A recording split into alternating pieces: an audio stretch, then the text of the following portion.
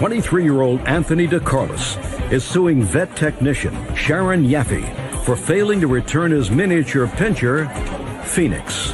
Mr. DeCarlos, you are suing Ms. Jaffe because you claim that because of her actions, your pet was neutered. Yes, ma'am. Without your permission. And she caused you a great deal of stress when she refused to divulge the name of the people who she had given the dog to when your dog turned up astray and missing. What I gather from your complaint is you were not at home. The puppy was at home with friends of yours or roommates. Roommates. And they negligently allowed the puppy to escape the house. Yes. How old was the puppy at the time? 8 months. And how many people were supposed to be watching him? Just one of my roommates was at home at the time. And how did he let the dog out? He was going to India for a trip, and he was putting up a mailbox. We have 2 doors, and my dog got out because he left the top door open and the bottom door, and he got out while he was doing that. So he was negligent? Yes. On what date did he run away from your house? On the 25th of June. And how long had you had the puppy at the time? I'd had him for probably like 4 months. Where did you get him from? A breeder. And how much did you pay for him? Like $300. Are you sure? Yes, ma'am. Sorry. Mr. DeCarlos? Sorry. Yes. Paid $300. Did you get papers for him? Yes, ma'am. I have I'd like to papers. see them.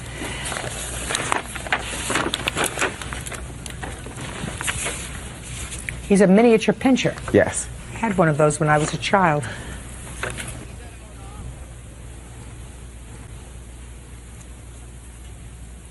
Okay, so June 25th, the puppy escapes. What did you do to find him? Well, when I found out, I was at the library when this happened. I came home and found that my dog was gone. And so I was like, oh my God, what happened? So I went, like, immediately put up flyers to find my dog around my block and everything like that. And my roommate did help me, you know, so he did feel bad, but I can't blame him, you know. So we Look, stop talking too fast. Oh.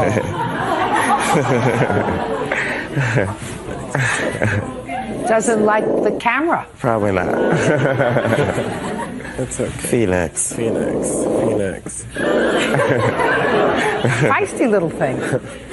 Anyway, so you put up flyers. What else did you do? I would put up flyers. What else did you do? I called. Who did you call? Someone that found my dog responded to the flyers, and they contacted me and let me know where they had taken my dog to. Okay, so you yourself did not call the animal rescue, animal control. Oh, I visited numerous animal shelters around where I live. Okay. And I called, like, the animal patrol, like, where I live, because I would figure, like, he'd be around in my area, but that wasn't the case at all. So somebody saw the flyer with the dog's picture and called you? Yes, ma'am.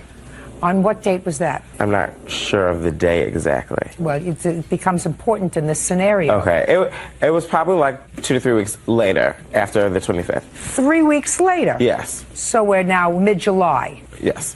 Okay. And the person who called you, just for the purpose of this, said that your dog was injured? Right. They had told me that he had been clipped by a car, and he was fine. Like, by the time they took him to the animal hospital, like, he was walking and he was fine. And they told me that they had admitted him and they gave him to a nurse, and she took him home. And then they gave me the number of the place, so I called, and she definitely agreed. She said I took him home and I cared for him or whatever. And then she gave him to Sharon Yaffe. Okay.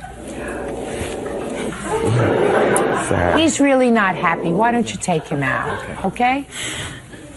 No, sorry. Got a heart of a lion, that little guy. So the person at the animal shelter, they took care of your pet who had been injured. Yes, ma'am. And somebody was wonderful enough to take him home, nurse him back to health, and then turned him over to the defendant. Yes. Miss Yaffe, you work for the shelter? I work for a shelter. And who was it that gave you the puppy? A co-worker of mine who was working at the animal hospital when the animal was delivered. On what date did you take custody of him? July 3rd, which would have been a Monday morning. Okay, go ahead. The prior weekend, the co-worker at my weekend job, which is an emergency animal hospital, advised she had been recuperating a dog at home for 10 to 14 days, wanted to know if I would be able to find it a home. And I told her, if it's something small with a nice disposition, nothing that bites, I can always find something small a home. I did have a friend of mine who has a geriatric miniature pinscher, and that would have been my first outlet for the dog. I picked the dog up that morning from the animal hospital Hospital, which would have been Monday morning. The animal had already been neutered. The animal had been neutered at the animal hospital? Yes, ma'am. So before you took custody of the animal, it was neutered? Correct. Go ahead. I picked the dog up. I called my friend and let him know what I had. He contacted his wife. He has a daughter at home who's like 10 years old. And they said they would try the dog out. So the gentleman came and picked the animal up from me that same day. Okay. When did Mr. DeCarlos contact you? Friday, which would have been July 7th, I believe. And he described the dog? Yes. And when did he get the dog back? I'm not sure of the exact day. When did you get the dog back, sir? I'm not sure of the exact day either. It was in July. Yeah, I had to get a lawyer to actually get my dog back from her. I even offered, when I spoke with her, I was like, I will pay, these people, I'll buy them a new dog. I just want my dog back. That's all that I really cared about. And she was like, no, I'm not gonna, I don't want to make these people unhappy and this, that, and the other. But I'm like, it's my dog. I came forward. It's my dog. And on top of everything, Your Honor, she lied. She was lying to me about everything. I never lied. Your Honor, she told me that the dog was in the facility when it was not. And I have documentation from her job right here that says that they did an investigation on her and they found her guilty of everything. Well, let me see what you have.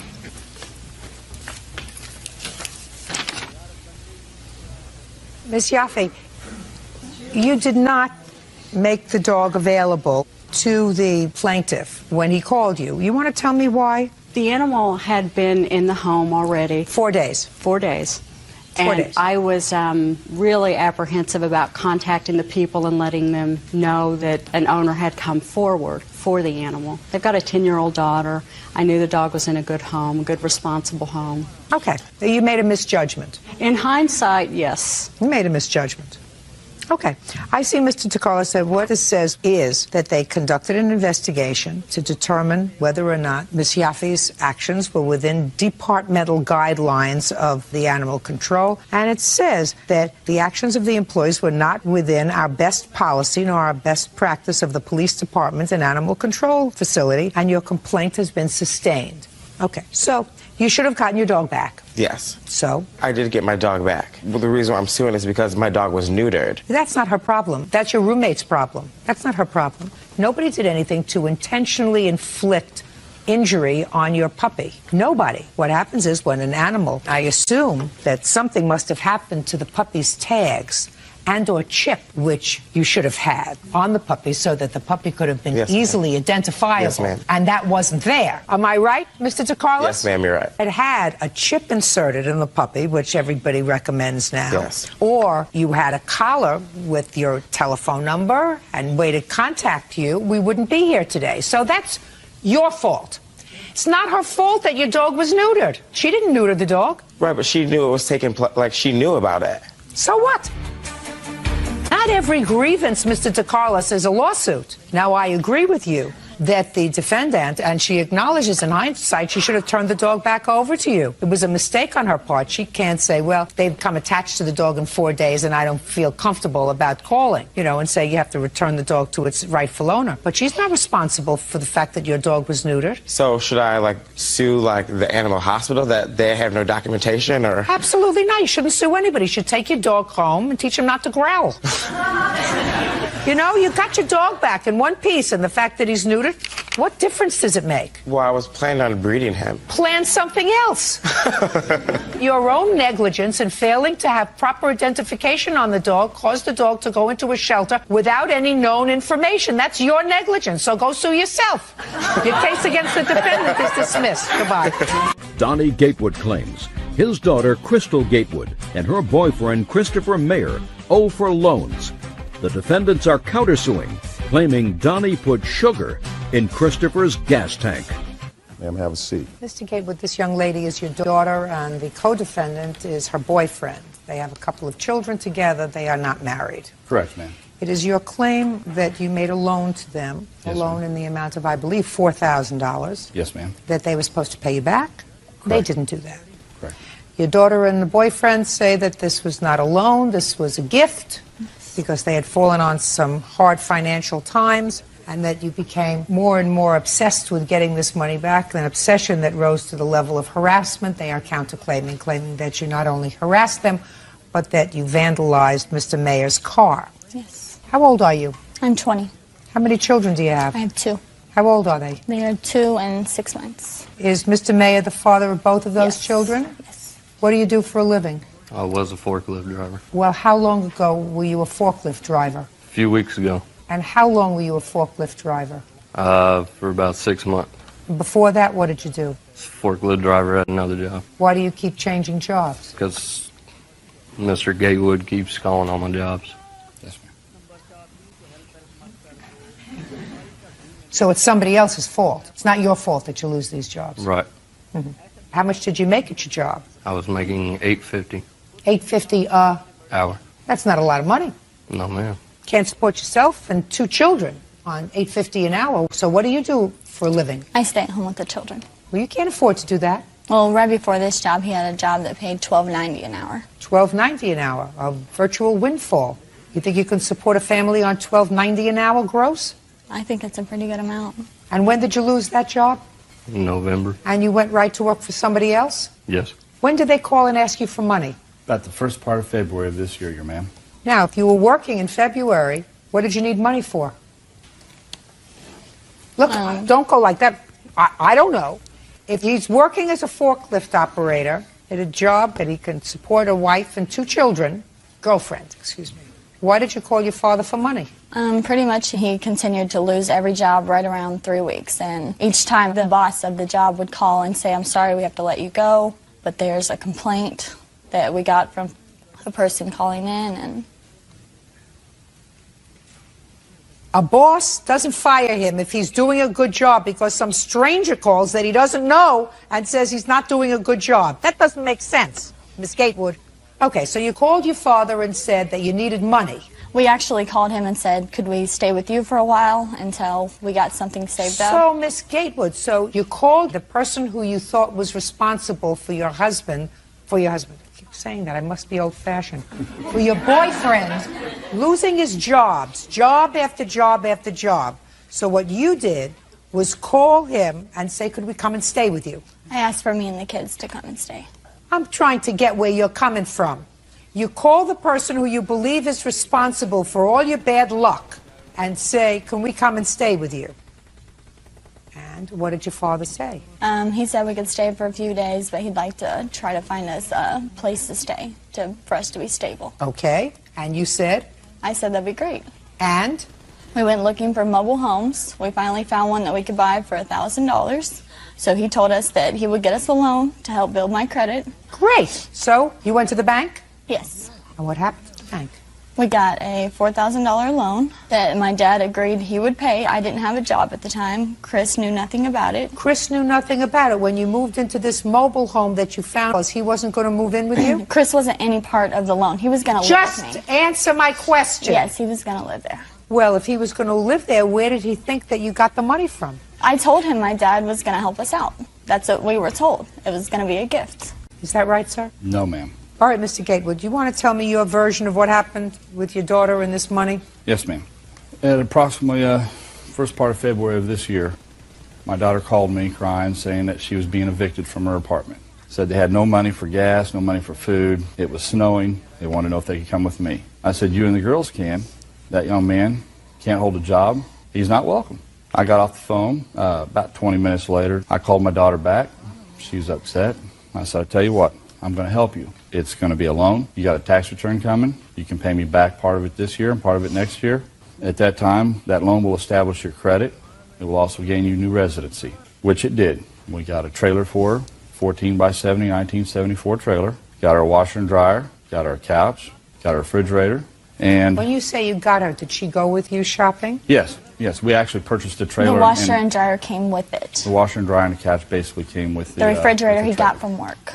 Okay. For free. That's now, correct. you took out, according to you, a $4,000 loan. The trailer was, according to your daughter, $1,000. What happened to the rest of the money? That's correct. We gave the actual person that we bought the trailer from $2,800. No, we For did what? not. For the trailer and all the belongings in the trailer, for the furnishings. You have proof of that? All I have is the loan, ma'am.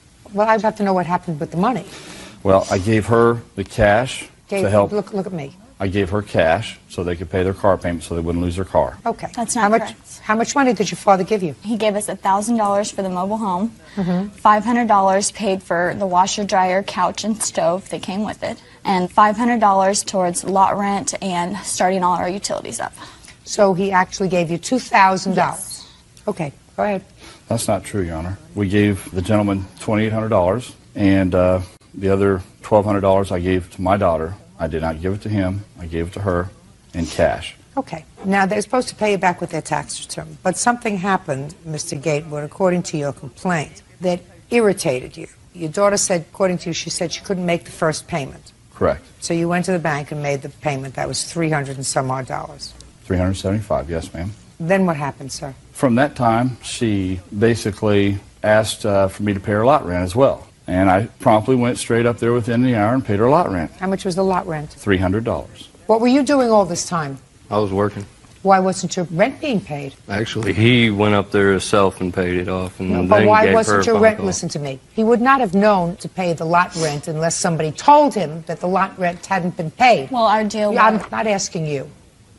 Why hadn't you paid the lot rent? Because I haven't had my first check yet. So your lot rent was not paid. Your food was not paid. If you didn't have any money, so you were using the money, is that right, Mr. Maher, that he gave you? I never had money. Well, you were eating, weren't you? You weren't on life support. She has food stamps that she gets food from and everything. Why would she have food stamps? Because She's we on keep Medicaid. struggling. We're never getting Well, it. if you keep struggling, what'd you have another baby for? Do you think that that was going to make it easier? Okay. Did you get your tax return back? Yes. How much did you get? I think altogether about $4,500. And it didn't dawn on you to pay your father back for this loan? No, we were never told to pay him back. Well, you're here now. And he must have said something before you arrived here today. We were told it was a complete gift. You were told that by your father? Yes. So between February and March, when he came to the house and told you that he wanted some money, because that's what you say in your answer, you think he had a psychotic breakdown? My dad I mean, you goes- think he had a psychotic breakdown? I think he goes through different moments where one day he wants to be our friend and the next day he doesn't. That's not be your friend, and one day he doesn't want to be his friend until he grows up and accepts responsibility for making 2 children and holding down a job regularly. What I'm asking you is if your father comes and says, look, I took out a loan. I need you to pay me back part of it now and part of it next year, and you just got $4,500, why you wouldn't do that? Why you wouldn't do that? It's your money. You're the one who works. She doesn't work. She gets food stamps. Every time they went to do something with whatever they were doing with the money or whatever, he came over and got her, and they left and did whatever they did. I stayed at home with the kids those times. Never knew anything, never signed Well, anything. Mr. Mayor, I don't believe that you never knew anything. I believe that he came and got Well, her. I and knew you where wanted they to were know- going, yeah. You knew what they were going. You knew what they were going for, right? Yes. It's just that Mr. Gatewood didn't want to deal with you. He doesn't approve of the fact that you made 2 children. You have his daughter living from hand to mouth. She's not helping herself, but certainly you're not stepping up to the plate and assuming the responsibility of a head of household. So he doesn't want to have anything to do with you until you grow up. I could understand that. So he takes his daughter. That doesn't mean you're a defendant, because I don't think that you made your arrangement with him. I think you made your arrangement with her. I made it with both of them, ma'am, and he knows that. No. Even you tell me that you didn't make the arrangement with him. You went to the bank with her. Not initially on the phone, ma'am, but when I went over to their trailer or to their apartment before I went to the bank, I told them that that's what was going to happen. I was going to go Just to the bank. because you told them that that was going to happen, sir, does not a contract make. Yes, ma'am. I understand that. That's a parent saying, this is what you're going to do. Sure. And unless you have somebody said, fine, offer, acceptance, then you don't have a contract. Yes, ma'am. So I think your agreement was with your daughter. And I don't believe her when she says it was an absolute gift. Otherwise, you wouldn't have come over to the house to try to get payment. He came over to the house because we quit talking to him. We just wanted nothing to do with him. He started... Well, why would you have nothing to do with him before he took out a loan for you as, according to you, a gift for $4,000? Because according they- to you. Why would you want to all of a sudden have nothing to do with him? Because they all of a sudden wanted nothing to do with us. They didn't have us come over. My mom never came to see my daughters, nothing. You're talking about 2 weeks? You're talking about from February to March. Yeah, my mom would come over at least like twice a week and see them, and she just quit coming over, quit caring. Oh, you're just a victim. You're a terrible victim. What do you think? You think both your mother and your father had psychiatric problems during those 2 weeks? No, Well, what do you think happened? I don't know. I think they got money greedy, and Money, they got money greedy. yes. I think we deserve that money because as many jobs as my dad has cost Chris. Miss Gatewood, if you believe the fact that your father caused Chris to lose his job, you better have a head adjustment. He may have convinced you of that, but the truth of the matter is, that's a lot of baloney. A lot of baloney. Do you think I'm a smart lady? Yes. They don't keep me around here because I'm 5'6" and gorgeous. They keep me around here because I'm very, very smart. And I have a history with people. Things make sense or they don't make sense. Parents who are faced with the fact that their daughter has had 2 illegitimate children with a man who can't hold down a job, but who seems to be in love with him and seems to at least want to try to make a life with him, don't sabotage that by getting him fired from his job so that their daughter will be out in the cold with her 2 children. I believe it's a control thing. Like, he always wants to know where I am, everything. He's always tried to bring me back to his house. No, he's not. You called him and asked if you could come home, and he said you can come home for a while, but I'd much rather see you in your own place. He doesn't want you to come home with the 2 children. He doesn't want to be a parent to your 2 little children. And he doesn't want to be a grandparent either. Oh, Miss Gateway, you are truly a victim. Maybe you found the perfect foil. What you are is a big baby who has babies, but who made an agreement with your father, and then he said, I'm not giving him my $4,500. There's no way. I didn't make an agreement with him to give him $4,500, and you don't have $4,500 because you don't work. And that's what started the problem with your father. Because if you believe that your father was the cause of all of your troubles, you have to be crazy to call him up and to say, can I come home with the girls? So you really didn't believe that because you could have called his parents and said, we're being evicted. You didn't call them. You called the terrible people who were sabotaging your life. Grow up. Because your tears don't make it with me. I guarantee you, they shed more tears than you did. Bad people. They're really bad people. The fact that you picked somebody who can't hold a job and who can't accept the responsibility for children that he made, that's their fault too. He's there for his kid and he tries. Well, he shouldn't be there for his kids. He should be working. You're there for his kids. And you should be working too. And in addition to food stamps, as long as you're not married, which is one of the reasons you get food stamps, along with the food stamps, there are federal programs that give you free daycare. Put your kids in daycare and get a job. I had a bad influence with the daycare one time. One of my daughters got hurt. Also, somebody else's fault. So get another daycare. And you don't solve your problem by making another baby. I know. Maximum limit that you're suing for is $3,000 on your complaint. On your complaint, I'm awarding you the $3,000 because that's the maximum in your jurisdiction. I have a counterclaim. Counterclaim says, Mr. Gateway, that you put sugar in Mr. Marr's gas tank. That is not true. Go ahead. Prove it. We got a call from him about 5 minutes before. Who's we? Chris received the call. I was over there and also Chris's best friend. And he said... Wait just a second. You were over where? I was at the house. But you didn't get the call? No. I wasn't answering any phone calls. Fine. Then you tell me what the call was. I'll answer it. It's Mr. Gatewood, and he says, well, since you guys aren't going to cooperate with me now and blah, blah, blah. No, I don't want to hear blah, blah, blah. Blah, blah, blah I can get when I speak to my 3-year-old grandchild. I want to hear what he said to you, Mr. He said, Marr. since you guys don't want to cooperate with me now. Don't want to cooperate. Those are the words he used? Since you guys don't want to cooperate with me, go ahead. There's sugar in your gas tank, and I hope it blows up.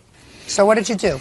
We went out and checked the gas tank. Immediately hung up the phone, went outside. Me and my friend went outside. I opened the gas tank, see some white substance at the bottom. Checked my friend's truck. There's more on his than mine. I guess he thought I'd bought a new truck. We called the cops. They came over, took a report. The cop states in the report that there is... Don't tell me what the police said.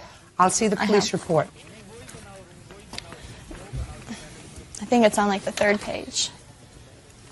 Who blacked this out? The police station does it. Fill in the blanks. Mayor, that's you. This is what you told the police. Stated that the problem stemmed from a loan that blacked out, co-signed for blank. That's what you told the police. According to Mayor, you have been harassing them for the last couple of days, including calling their home constantly. Prior to calling the police, he was speaking to you on the phone. Conversation quickly became heated and turned into an argument. While they were speaking, you told Mayor he put sugar in the gas tank of his car. Mayor and your friend then checked the gas tank of both their vehicles and saw crystal-like substance, so Mayor called the police. So here, Miss Gatewood, your boyfriend, acknowledges that this was a loan Was there anything wrong with your car? Yeah. Uncross your hands. You have either the estimate or the cost of fixing it? No, I don't. Well, where is it? I let my friend fix the filter of my car. So you had no damages? No, you had to change the whole I had complete to change the fuel filter of my gas tank. Well, where's the bill? I paid him $100 to go get the filter and fix my car. So what you're telling me is you have no proof that there was any damage done to your car. Right. You owe your father $3,000. Who knows whether he's going to be forever? When people get married in this country today, there is a 52% chance that the marriage will terminate. When people start off like the two of you starting off, the expectation is that statistically you will not know what he looks like in 5 years. Very great. You only have in your life two parents. Those two people. I would suggest that you think about that. I would also suggest that you think about the fact that certain things make sense and certain things don't make sense. And if it doesn't make sense, it's usually not true. And the fact that he has convinced you that the cause of his problems at work is your father is just ridiculous. It doesn't make sense.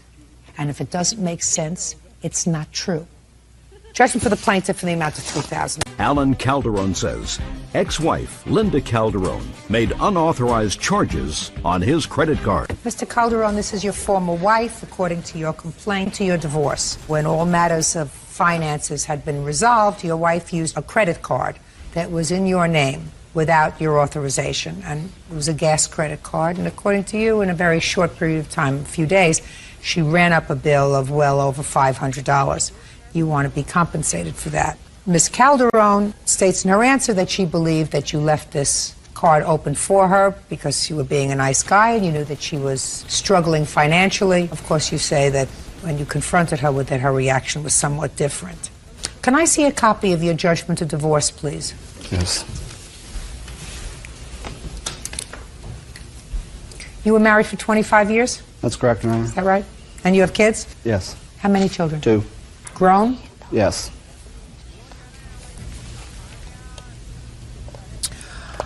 It is clear from the judgment of divorce that any and all liabilities incurred after December 14th of 2004 belong to each of you separately.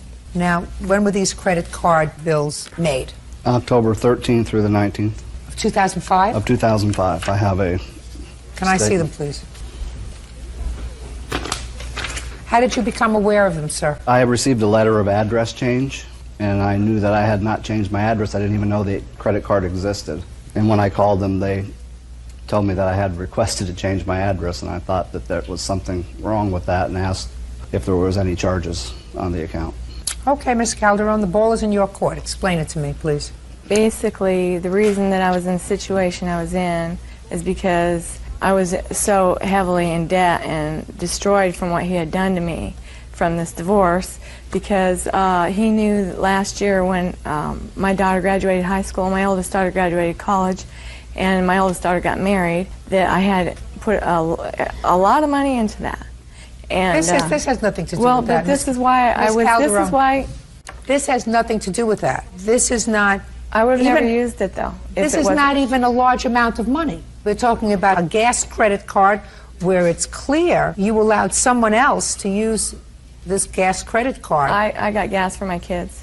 We were all struggling. He destroyed us all. Just a second. In 4 days, you got gas for your children. You have 2 children and yourself. Right. You filled up the cars. 1, 2, 3, 4, 5, 6, 7. I don't know what's $98.20. That's not a car fill up. Or $83. Or a case of oil. A case of oil. 1, 2, 3, 4, 5, 6, 7, 8, 9, 10, 11, 12, 13 times. Let us assume 3 people's cars. 13 times in a 4-day period. So, Ms. Calderon, don't play with me. This is not because you needed money. Yes, it was. When you enter into an agreement, and I assume that this was your agreement, it looks as if it was boilerplate clauses. You agreed that after December of 2004, you would not make any debts for the other party. You chose not to do that. His friend told my daughter that he left the card open for me to use because he felt sorry for me because he knew how hard of a time I was having. Oh, okay, well, that's a different story. Is that person here today? Yes. Step up, sir. Tell me your name. David Dover. Mr. Dover, did you ever tell Mr. Calderon's daughter that this credit card was left open? No, ma'am. I never knew the card existed. I never knew anything about it. Step up. You're the daughter. Yes. Your name? Angela Schubert. Angela, tell me about this alleged conversation. We were going to dinner for my birthday. I was sitting in front, and we had just found out I was pregnant that day. It was August 18th. We picked up my dad from work, and we work at, well, it was before we picked him up for work. And we were just talking about the divorce. You know, I was trying to get to know him since, you know, he lives with my dad now. And he just happened to say, well, your dad did leave a gas card open for your mom. Because we didn't know, because all the gas cards were closed. Let me ask you this question. Somebody must have been complaining about money. No.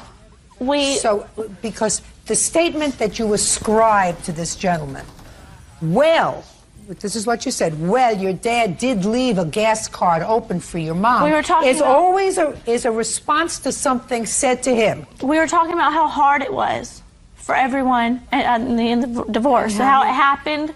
We were talking about how hard it was. And he said, well, you know, your dad left a gas card open for your mom, and, you know, to help her out a little bit. And you went back and told her, shh. I didn't tell her right away. You didn't tell her right away. When did you tell her? Maybe a week, week and a half, 2 weeks tops. Okay, so a week and a half, 2 weeks tops, you tell your mother. And your mother didn't have this credit card. Yes, I do. Just a second. You didn't have it. According to you, you found it. Listen to me. You found it. When did you find it? I wasn't trying to use any of the credit cards. When did you find it? When she told me he left it open for me and we were having such a hard time. Well, did you call him and say... I can't. We don't communicate. What do you mean? You don't have the telephone? He communicates through the kids.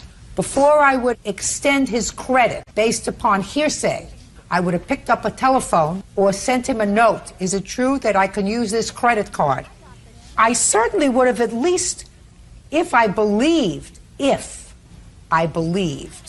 that it was true that he held open this credit card, Miss Calderon, I would have tried it for 1 month. He would have gotten the bill and he would have said, well, I have a $40 bill for gas. I wonder what this is from. But you didn't do that. You charged $500 worth of gas in 4 days. And then, according to your former husband, when he confronted you, because you did call her. I actually contacted her via email. I don't call her. I had to change my number so many times. Fine. So you didn't? But I did contact her. And what was her response? She said that go ahead and prosecute her. It would be well worth it for the look on my face. Can I see it, please? I was shocked that he wanted to prosecute me. Well, this email acknowledges, Miss Calderon, that you used this card, but you said, I figured I'd be able to make payments just like you would. If he had a problem with what I got. But I got things to help us because I knew how he always tries to make himself appear to be generous, but his MO is not generosity. And Listen to me, he doesn't have to be generous with you anymore. He has never been generous with me. Miss Calderon, then you stayed with somebody for 25 years who wasn't generous. You're divorced now. And what you have to do is you have to put a period and move forward. The economics of divorce is never easy. When you try to run 2 households on the same salaries that you were using to support 1 household, that's never easy for anybody. But what you cannot do is, you cannot say, I have a contract, and I'm not satisfied with the terms of the contract, so I can, because of necessity, because I was married to him for 25 years, because we have children together, they have needs, whatever, I'm going to extend his credit. You can't do that. I still am in shock that he's done what he's done to us. Listen to me. And You're shocked. I never thought he was that cold-blooded, and I still can't believe it. The retaliation was not to use a credit card. I didn't do it in retaliation. Well, then you got to pay it. Judgment for the plaintiff in the amount of $507. That's all. Parties are excused. You may step out. John Sanderlin says ex-girlfriend Christina Taylor owes for the return of child support and attorney fees. John claims Christina lied about the paternity of her child. Mr. Sanderlin, Miss Taylor has a child. You and Miss Taylor were together for a period of time before the child was born. But it appears now at the time that you met, she was already pregnant by someone else, and the child is not yours. According to you, you didn't know that at the time. Yes, ma'am. And when the child was born, you put your name on the child's birth certificate and obligated yourself to take care of a boy or a girl? Girl. Girl. Very shortly after the child was born, you and Miss Taylor separated, and she went back to the child's father. I assume this gentleman here. According to you, time passed, and you were hauled into court for child support. You had to hire a lawyer. You were already in arrears. They took money out of your salary. Couldn't get that garnishment lifted without a lawyer. So you want Miss Taylor to pay you back for all of your expenses. Yes, ma'am. In addition, even after the order was lifted, 2 additional checks were taken out of your pay. Miss Taylor received them and cashed them. You want those 2 back. Let's deal with those 2 first. Miss Taylor, when did you get the last 2 checks? Beginning of October. For how much? $136 apiece. Why didn't you send them back to Mr. Sanderlin? There's not an answer. Sorry. I just needed the money, so I cashed it. I felt he signed the birth certificate. You know, it was his obligation, I guess. Is what you say to me actually the way your mind works? No. I just want to know. Is what you just said to me the response that you knew he wasn't the father of your child? You knew that there was no order anymore. You knew that you were living with the father of your child. And yet you got 2 checks that you knew were sent to you in error. And you needed the money, so you cashed the checks and spent them. I want to know if that's the way your mind works. That's how I was thinking. Then you have enough children. I know that. Good. Don't make any more. Because, God forbid, you make more, they'll have your mind. And we have enough people just with you that have your mind. That's dishonest. It is. So we're going to take care of this payment right off the bat. Mr. Sanderlin, I'm not finished with you yet because I don't think that you resorted to reasonable self-help. Now, how much money did you pay in total for this child that turned out not to be yours? I don't have an exact figure. Well, who's supposed to have a figure? Bird? No. Me? You're supposed to have a figure. I would say anywhere between the lines of $1,000 and $3,000. Well, that's ridiculous, Mr. Sanderline. That's why you got yourself into all this trouble. Where did you think you were coming today? You're coming to court in order for a court to make a financial award to you to pay you back the money that you've paid for child support. So the least you could do is sit down and figure out how much you paid. Not somewhere between $1,000 and $3,000. Well, whatever it takes to take care of a child from the time of birth up to 3 months. How many children do you have? I have none, ma'am. Sounds perfect to me so far. Money came out of your check. You had a garnishment on your salary. That's what you told me. $272 between 2 deductions. Is that the total amount that was taken out of your pay? Yes, ma'am. Well, then what are you suing for $3,000 for? For lawyer fees, it would have took a matter of 2 or 3 days in court to have everything cleared up if she had showed up to court. Just a second. How much was your lawyer? The first lawyer cost me, I have paperwork on this. This is the ledger from the lawyer stating everything that I paid. That was the first lawyer. When was the first time you went into court with the lawyer? I believe it was in April. So what was this bill in 2004 for? The bill in 2004? Yeah. I hired another lawyer to finish up the case because that lawyer there wanted another $1,000 to go back to court. Sir, how many times have you been involved in court proceedings, not involving this child? Maybe once or twice. I want to see a bill for the lawyer. On this case, Mr. Sanderline. On this case, not your other problems. On this case. This is it right here? I don't believe it. It has right at the top, Sanderlin versus Taylor. 2002. It goes all the way down to 2004. 2002 is when you said you went to court. Let me see any communication from your lawyer, a letter, with regard to this case. Your Honor, may I speak? No. Now, Ms. Taylor, when Mr. Sanderline went into court, allegedly in 2002, did you go into court with him? Yes, I did. What did you say to the judge? I told him that he wasn't the father, and I didn't want child support. Were you receiving welfare? No. I don't think at the time. In the last 4 years, were you receiving welfare? Yes, I went down and applied for insurance. Were you receiving welfare? Yes. Can I say something? When they asked who the father was, they asked household members and who the father was. I never put down John. I always told them it was Daniel, and then I had a paternity test. I showed them the paternity test. I never said that it was John. You didn't tell him that he was not the father when you met him, right? Right.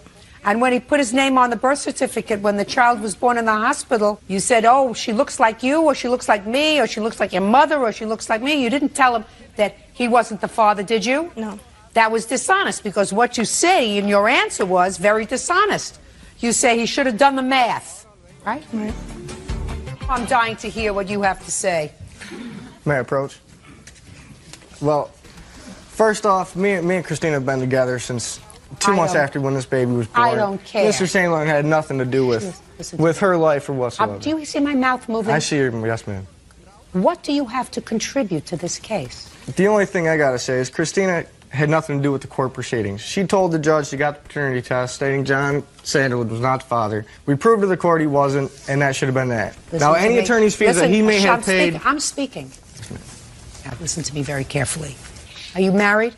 No, ma'am. Your girlfriend was dishonest because when she wasn't with you, she was looking for somebody else to nail for this child. If she wasn't, she would have told him right away that he wasn't the father of this child, and I guarantee you he wouldn't have put his name on the birth certificate. She was looking for somebody to pick up the slack because I don't know where you were, but you weren't together. That's number one. Number two, since you are now together, assume that you don't keep secrets from each other. No. That when she received these 2 checks in the amount of $136 that she told you about him? Yeah. Yeah? That's the only part I feel just like answer. we've done wrong. Just answer. Yes, ma'am. And you told her it was wrong. Yes, ma'am. And she did it anyway. Yes, we both did it, not just her alone. We were in hard financial times at the time, and I disagreed at first, but in the end, we both did it together. It wasn't her decision. I'm glad now I see. Do you have any children other than this one child? Yes, a child, son Zach. Yeah. A son as well. Yes. You got enough children too. Sit down. It all started with a lie, Miss Taylor. Your lie. That's why he had all this trouble. Because if you had told him right from the get-go, listen, I love you, I want to be with you, but this child isn't yours. If you can open your heart up to a child that isn't yours, that's fine. Then he would have had a choice. He would have been able to say, listen, not my child, but I love you. I want to be able to be a family. If I choose to put my name on the birth certificate and accept that responsibility, that's my choice. You lied in 2002. You lied in 2001. You lied in 2005 when you took his check that you shouldn't have. Well, that says a great deal about your character. Judgment for the plaintiff in the amount of $3,000. That's all. Parties are excused. Daniel Seabolt says ex-girlfriend Amanda Deaton lied to him, claiming he was the father of her baby. He is suing for unpaid rent and the return of his PlayStation and computer. Right, Mr. Seabolt, you and the defendant had a relationship, according to what I read in your complaint. The defendant became pregnant. According to you, you leased an apartment in your name. Your Honor. You moved in together. She had her baby. You didn't get along. Correct. You subsequently ascertained that this baby was not yours. You took a paternity test. Right, Your Honor. And you separated. We actually separated before the paternity test. So you separated, and then you took the paternity test. Yes, Your Honor. And you told her when you moved out that you wanted her to move out too, because Right, Your Honor. you didn't want to be responsible for the rent anymore. She did not. She stayed in the apartment for several months. Is that right? Yeah, about 2 months. You want her to pay that 2 months' rent. Yes, Your Honor. And in addition, you claim that you left some property at the house. You want that property. I would like that back, yes. Ms. Deaton says she doesn't have your property. You knew that you didn't have to leave the house, that you could have stayed there with your family, that you knew that there was a possibility that this baby wasn't yours all along, so that she didn't fool you. Is that true, by the way? That is, I knew there was a small chance that the baby was not mine. How small a chance? I assume there's a very small chance, but obviously not that small. Just curious. Why did you assume that there was a chance that the child wasn't yours? Because I found out that she had cheated on me with one of my best friends. After I found that out, and then we started talking a couple months later, and we tried to patch things back up, and then we found out she was pregnant. How come you didn't have a paternity test immediately? I was just trying to forget the incident of the cheating and the separation, trying to work back towards our relationship, and any reminder that was sort of painful for me. I was just trying to get back on with our lives. How old are you, Mr. Seabolt? I am 22 years old. How old are you, Miss Deaton? 18. please. How old is your baby? My daughter is 14 months old. Does the child's father pay child support? No, he does not. Why not? At the time of conceiving my daughter, I was not dating Daniel. I was in a relationship with the father. Upon becoming pregnant, upon knowing I was pregnant, I should say, because I did not find out right away. I found out after I was 10 weeks along. Daniel and I had started dating at that time when I... Could you answer my question? I mean, I'm not interested in from the year of the flood. I just want to know how No, he does the not. father doesn't pay child support for the child. He signed his rights over to Daniel Siebel. You mean he terminated his parental rights? Yes, he did. With a lawyer? I don't believe so. It was between him and I and 2 witnesses and then notarized and sitting in his courthouse, so... It means nothing. That's good to know. Thank you. I was not of knowledge. Well, I'm telling you, unless he's been advised of his right to counsel, child has to have an attorney as well before somebody can give up their rights. He's giving up his rights to somebody else who's not the father. Ridiculous. Correct. Your child has the right to be supported by 2 parents. And before somebody can give up their parental rights, there are certain rules and regulations that have to be followed. And you can't just wake up one morning, give yourself a good scratch on the rear end and say, I think I'm going to give up my rights and my responsibility as a father. How old is this other character? 22 as well. Okay. Now, she stayed in the apartment for 2 months after you moved out. Yes, Your Honor. Where did you expect her to go? I assumed she'd either go to her parents' house, where we actually moved from, because they were kind enough to let me stay there when we found out she was pregnant. I told her upon leaving that I wanted to move back into the apartment, so I was asking her to leave, but I didn't want to put Sierra, our daughter, out. I wanted to keep a roof over her head, and I told her she could either stay there and pay rent, or I asked her kindly to move out. How long was your lease? The lease was a year lease. And how many months did you actually live there? I lived there from July to December, so that's 7 months. Did you move back into the apartment? No, I did not, Your Honor. Well, are they suing you for the entire remainder of the lease? I'm not quite sure exactly what they're suing me on. Well, why don't you let me take a look, since I don't think you understand legal documents very well. I do not have a copy of how much. I spoke with the representative, Stacy, and she told me... I'm not interested in what Stacy told you, sir. That's hearsay. Sorry, Your Honor. Mr. Siebold, you're 22 years old. What do you do for a living, sir? I work at Walgreens. I'm a photo specialist. How high of an education did you have? I graduated high school. One of the things you have to have when you come to court is evidence. Right, yeah. If you're dealing with a managing company, the managing company will tell you and will be more than happy to memorialize in a writing how much money they are claiming you owe them. Unfortunately, I couldn't get a hold of the person to send me the facts. So what do you want me to do, Mr. Siebold? What do you want me to do? I obviously don't expect you to go and do my research for me. You're absolutely right. I feel sorry for you, because they probably will come after you, not only for the 2 months that she lived there, but probably for the remainder of the lease if they haven't rented the apartment. You can't come to court and expect me to get your proof for you. You understand? Yeah, I understand, Your Honor. Good. What property did you leave there, Mr. Siebold? I left my laptop computer. Where is his computer? That's exactly why I brought my mother. The computer is not in my possession. Upon Daniel leaving, he took just a duffel bag with some clothes. He did come back to the apartment at one time where an altercation occurred between him and I. About what? He came to the apartment with his girlfriend. Oh, that's not... Why did you do that? She was my ride. I didn't want to go alone. Nobody else could drive you there except a new girlfriend? Unfortunately, yes. I had moved... Tacky. Tacky. Right? Yeah, not That's the pretty best choice. I discovered later on, yeah. Tacky. Okay. Laptop computer, sir. When you leave, it seems to me that's one of the first things you take with you is a laptop computer. Why didn't you take it with you the first time? I was being a nice guy, and Amanda had asked me to keep it there so she can go online and apply for some jobs. I have my own laptop computer. Which doesn't have the capability to go online through a landline. It's only capable of going through DSL, and we did not have that service. So where's his computer? Don't look down at the floor. Just listen to me. So far, you're not losing, but don't lie. Oh, I'm not going to lie. My parents are in possession of the PlayStation and the computer. Oh, fine, so that they can return it to him. The reason that they have it is there's a large amount of money that Daniel owes my parents. Just a second. What does Daniel owe your parents money for? My daughter's christening that he had said he was prepared to pay for the day of the christening. After the guests had left the christening party, my parents had to pay because he was not prepared to. What else? My parents paid rent in November, but it was actually December. It was November's rent they paid because we were behind. What else? I don't even know, honestly. Listen to me very carefully. You can stand up next to your daughter. Mr. Seabolt may be a 22-year-old idiot, but I'm not. You expect him to pay for a christening for a child that's not his? He agreed to pay for the christening. Look, listen to me. Shh. He planned... Listen to me. This is your daughter. Right. This is your grandchild. Oh, yeah. You pay for the christening. Sure. You cannot keep his computer. You cannot keep his PlayStation. You cannot keep any of his property. Do I make myself clear? Sure. Good.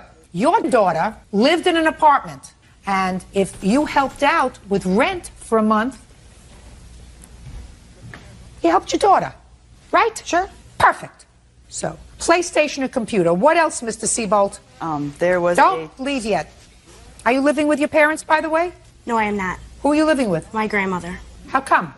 Due to a situation between my parents and I. What kind of situation? There are problems with my teenage brother and myself that I'm old enough to not need to live there, and my brother is a minor, so he needs to stay at his parents. So I have taken my daughter, and I am at my grandmother's. That computer better be returned to him, as well as the PlayStation, in perfect condition.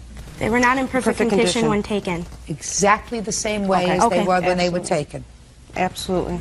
Don't mess around with me. No, You'll be he can very have them all. unhappy if you mess around with me. I believe me. you. What else? There was a RCA 19-inch television set. Where's the TV? The TV was taken out of the apartment by Daniel and was taken to wherever he was at that time. That is true. I was debating on whether or not I should try to put this in the case. I stayed at some friend's house, and when I moved out, there were some skirmishes between us and them, and he told me that he gave it back to Amanda. You cannot tell me what anybody told you. I apologize, Your Honor. You get back your computer and your PlayStation. Yes, Your Honor. What's a 22-year-old man need a PlayStation for? What do you do with it? I use it for entertainment, for relaxation. He doesn't work. He lived at our house for a year and never paid a penny. He doesn't have a car. He didn't have a job. When he had a job, he took her car. So? So we supported him. That's why he had a lot of time to play PlayStation. How old are you? 40. How old was he, 20? Yeah. He was 20. So he's staying home, sharing a room with your daughter, playing his PlayStation. You're supporting them. Is that right? Yes. That doesn't make you too smart. No, believe me. But that's what you chose to do. Right. He doesn't owe you money for that. No, he doesn't. Right. Gratitude would be nice. Did you get gratitude from your daughter? More than him. Not enough. Right, Miss Deaton? Oh, not enough. Not right now, no. Right. I assumed so. We won't go there because this is only a half-hour program. Now let's get to your counterclaim. Your counterclaim is for your security deposit back. Correct. You used your high school money, $1,000 for security deposit. Correct. How long did you live in the apartment? Till January. Were you working? I was working from October to January, yes. How much were you earning? Not a lot. I was very part-time. Okay, Daniel you were was very working part-time. too. So who was paying the rent? Daniel and my parents. Well, your parents paid 1 month. That's what you told me about 5 minutes ago. Correct. The rest of the 5 months, Daniel paid. Right? Correct. Correct. However, the security deposit paid for July and August. So Daniel paid September, October, and $100 of December. Just a second. How could your security deposit pay for the first 2 months? Because of Daniel's credit, we had to pay a double security deposit. Fine. And how many months did you live there? 2. Correct. Good. Daniel Seabolt says ex-girlfriend Amanda Deaton lied to him, claiming he was the father of her baby. He is suing for unpaid rent and the return of his PlayStation and computer. Okay, Miss Deaton, you lived there for a couple of months after he moved out. You had a choice. You could have moved back to your parents. You're a teenager with a baby. You chose to stay there. You ate up your security deposit. You don't get it back. You do get back your PlayStation, your computer. 5 days, 9 a.m. Be there or be square. Thank you. Parties are excused. You may step out. Christy Wise says ex-boyfriend Nick Knox owes for 2 different loans. Nick claims Christy was never his girlfriend. Miss Wise, you and Mr. Knox dated for a period of time, not very long, 6 months or so? Yes. No, not true. Never. I'm not talking to you. And according to your complaint, during that time, you made a series of loans to him for various things. Gambling debts, some DUI fines that he had because he had lost his license. While Mr. Knox acknowledges that you gave him gifts, he says none of them were loans. None of them involved gambling. So, when did the two of you start this relationship? I met him online and on a website called MySpace. My friends told me it was a good place to meet people, so I signed up and I got a message from him. I got the message at the beginning of January. January of 2005? Yes. When did you give him this first chunk of money? July. So between January of 2005 and July, there were no loans? Correct. Did you see him? Were you dating? We were not dating at that point. We only dated for like a month. What month? Month of June to July. So between January when you met and June, did you communicate on the internet or not at all? We talked on the phone. I went up and visited him, and we talked online too. But in June you started dating? Yes. And the first money that you gave him was in July? Correct. That should have been a clue. What was the money for? It was for, he went out and gambled when he was out drinking, and he gambled $1,000 and only had $500. All right. He called me and he told me about it. I want you to tell me exactly what he said to you when he called you. He told me that he had went gambling and he bet $1,000 on a card game, and he only had $500, and the guy was going to come over the next day and physically harm him if he didn't have the money. And he didn't have the money the next day. He called me and told him that the guy had came over and physically harmed him, and then I went up the day after and gave him the $400. That's a little stilted, what you just said to me. First he called and told you that if you didn't give him the money, he was going to get hurt. Yes. You didn't give him the money. Then he called you back and told you that the man came and actually hurt him? Yes. How did he hurt him? He brought a couple of his buddies over and they got in a fight outside his house, I guess. That's what I was informed of. When you went up there, were there any physical signs of his being assaulted? Yes, his jaw was bruised. Was? Yes. Black and blue? Yeah. And you gave him the $400? Yes. What did he say to you? He said, "Thank you, I will repay you as soon as I can." When was the next sum of money that you gave him? August 15th. It was for his DUI for $250. Tell me how that came about. He called me and he informed me that he did not have enough to make his monthly payment for his DUI, and he asked if he could borrow some money. And I said, "How much do you need?" He said, $250. So I said, okay. Well, did you know he had had a DUI? Yes, he informed me. When? Back in January. How did he tell you he had a DUI? We just were talking, and he just told me the one. We got on the subject of driving, and he's like, "Well, I got a DUI." Did he drive? No. So you did the driving? Correct. When did you lose your license? November of last year. How many DUIs have you had? Just that one. Must have been a bad one. Were you in an accident? No. I was swerved over. I went left the center, and the police officer drove by me and gave me a DUI. I did the sobriety test and stuff, and then went to court. Well, I tried fighting it, but then we just gave up on it because I admitted to it, so. Well, what do you mean you tried fighting it? Well, take your hands out of your pocket. Because they wrongfully arrested me, too. They were giving me, I passed all my field sobriety tests, and I blew the legal limit, and then they were shoving me around, pushing me around, slamming me into my car, just saying all a bunch of obnoxious things to me, making fun of my name. It's a bunch of stupid stuff. We tried fighting it, and then, because I had another charge. You tried fighting it because? I had more than one charge with it. I had the DUI, and I had a concealed weapon, too. It was just a pellet gun under my seat, so they're going to try and charge me with that, so they just dropped that down to nothing, and I just took the DUI. Is this your first arrest? Yeah. Jacked out with the police? Not really, no. Where had you been drinking? I was with my girlfriend at the time, then, Yeah. and we were at our friend's house, having a couple drinks, and then I left and took her home. And then on my way home, I got in trouble. And what kind of fine did you have to pay? $1,500. And how much time did you have to pay it? 2 months. I got sentenced in May of '05. I had 2 months to pay it. Did you call her and ask her for $250? No, she gave it to me. So she gave you the $250? I told her all about, we were talking on the phone. We never dated, first of all. Second of all, we were talking on the phone. I told her about my situation. Tell me what you told her about your situation. I just told her I got a DUI, and she's like, well... Just a sec, she already knew that. She knew that from January. I'm asking you about the money that you were short. Oh, I told her because she's like, well, you want to go out? I'm like, well, I have no money. I might have to save up for my fines. I'd save up for my fines and stuff. And then she's like, well, I can help you out. I want to get you back on your feet, you know. So instead of her driving all the time, I'd be able to get my license back and pay my reinstatement fee. So she told me she would help me out. She never told me I had to pay her back. She never said anything about that. Let's say, Mr. Knox, that she didn't say you had to pay her back. Don't you think you had to pay her back? I was going to. Don't you think that's the right thing to do? I was going to do that. Yes, I was. Right.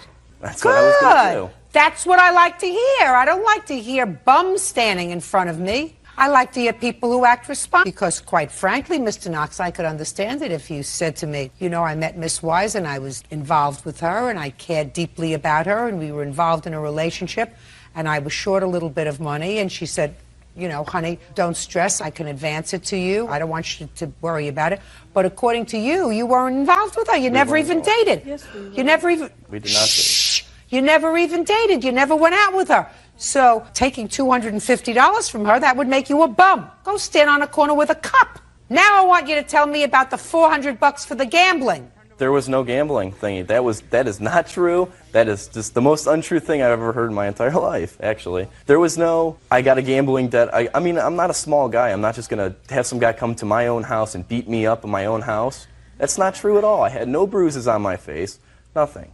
I owe nobody money. The money she did give me, that was towards my DUI. And how much was that? That was $200. Pretty sure it was $200. No. We're talking about two different amounts of money. Oh. Mr. Knox, we're talking about two different amounts of money. One was $250 for your fines, but you had additional amounts of money that you owed. Mm-hmm. How much was the second amount of money that you owed? About $400. All right. And what did you owe the $400 for? My reinstatement fee on my license. My fines were already paid off by Just a then. second. We're going to get there. On your best day, you are not as smart as I am on my worst day. Do you understand that? That's true. So while it's very possible that you took the $400 and paid your fines with it that you got from her, right? Maybe the story was, if you don't help me out, I'm going to get hurt. Now, since, Mr. Knox, you say that you were not involved in a relationship with her, and since you chose to take money from her rather than standing on the street corner with a cup, or in the alternative, getting a second job if you needed money. I didn't... Now listen to me. If you need extra money, what you do is you work for it. You don't ask other people who may be more smitten with you than you are with them to, when you know you have no feeling for them, just because you're a bum. Now, the only thing I'm doing to him now is hurting him a little bit, right? Right. Hopefully will make you feel a little bit better. It certainly makes me feel better.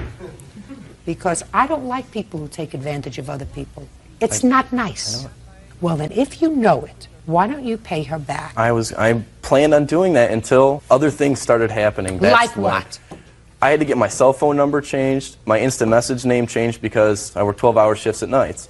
So she would call me every single night, at least a dozen times a night. I have phone bill records to prove it, that she would call me at least a dozen times a night. What would she say when she called you? She'd call, I wouldn't answer because I'm at work, so I can't answer my phone. So she'd just keep calling and calling. Did you ever call her back? No, because she'd call private numbers. Well, then let me ask you this question, Mr. I couldn't Knox. call her back, Mr. though. Knox, let me ask you this question, sir. You knew how to communicate with her via the internet. And if what you wanted to do was to sever all ties with her, because according to you, she was becoming obsessive. You didn't know that because you didn't speak to her, so you don't know whether she was calling you 100 times because she said, you know, you owe me money. And if you don't want to have anything to do with me, fine, but at least give me the money you owe me. Sometimes when she would call, I'd answer my phone. She'd say nothing about money. She'd just be like, oh, hey, what do you want to go out? That's all she'd Fine. say.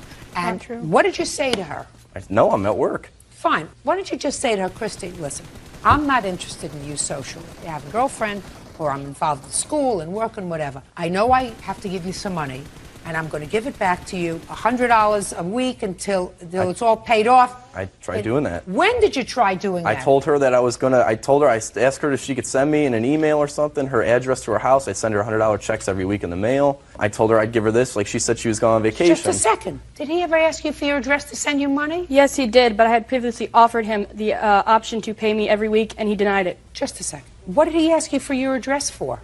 To mail me a check, so he didn't have to see me.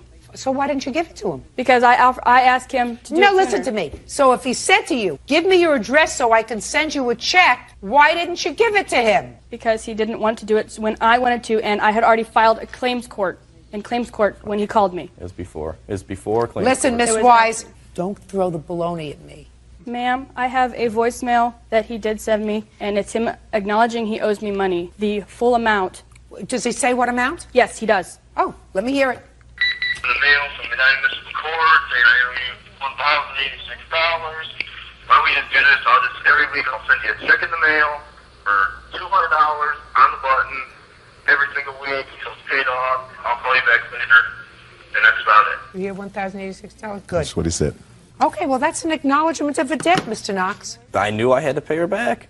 I know Well, that. then why didn't you say that to me in here and save us all a lot of time and trouble? I got other cases to handle today. I tried settling it with her. She wouldn't. She wanted to come here. Judgment for the plaintiff in the amount of $1,086. That's all. Parties are excused. You may step out. Natalie Holtz claims ex-fiancé Thomas Parrish owes for breaking their lease and for harassing her over the phone. Thomas claims he moved out because of Natalie's constant nagging.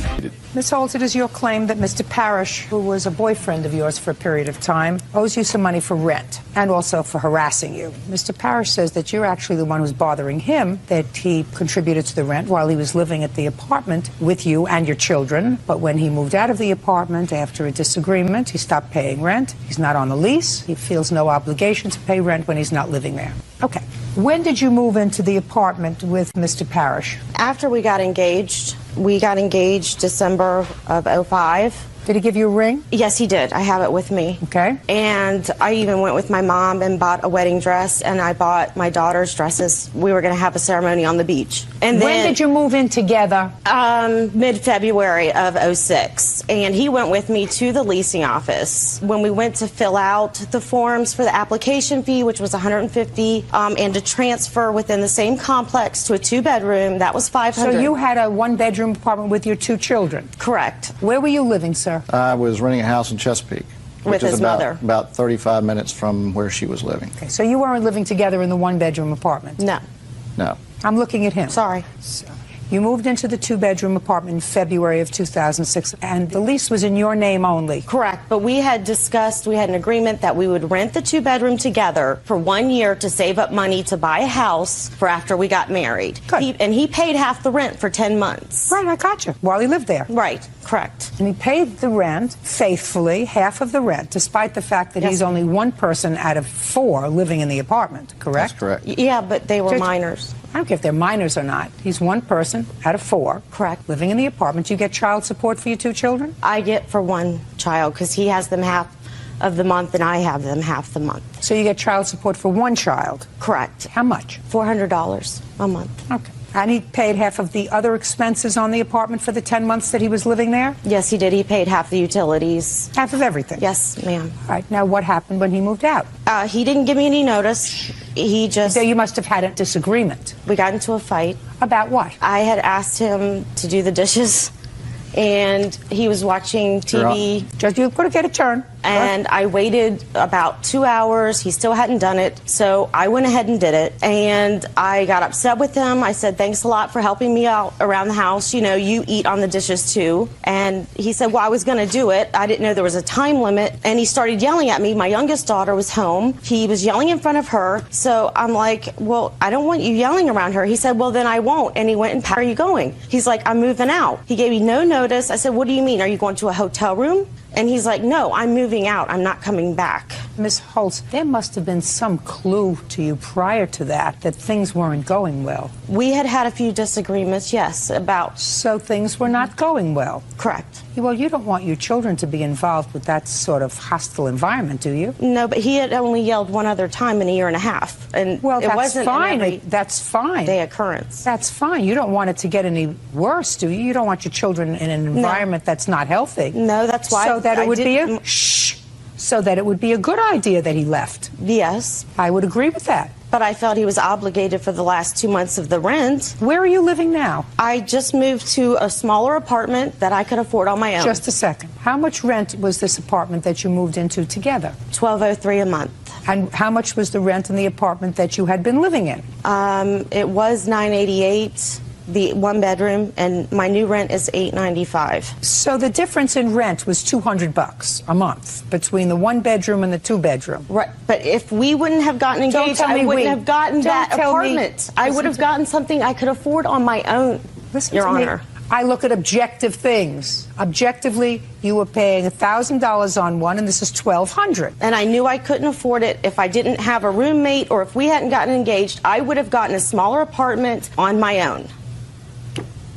And I also have bank checks for the transfer fee and the application fee, which he agreed to pay half of. And I also have harassment. I want like $1,000 for phone harassment. I have Records, phone records of him You calling. mean after, you just a second, Miss Holt, do you mean to tell me after he moved out, because he said he wanted it over? Correct. He started calling you? You didn't call him? No. Just a second. Just listen to me.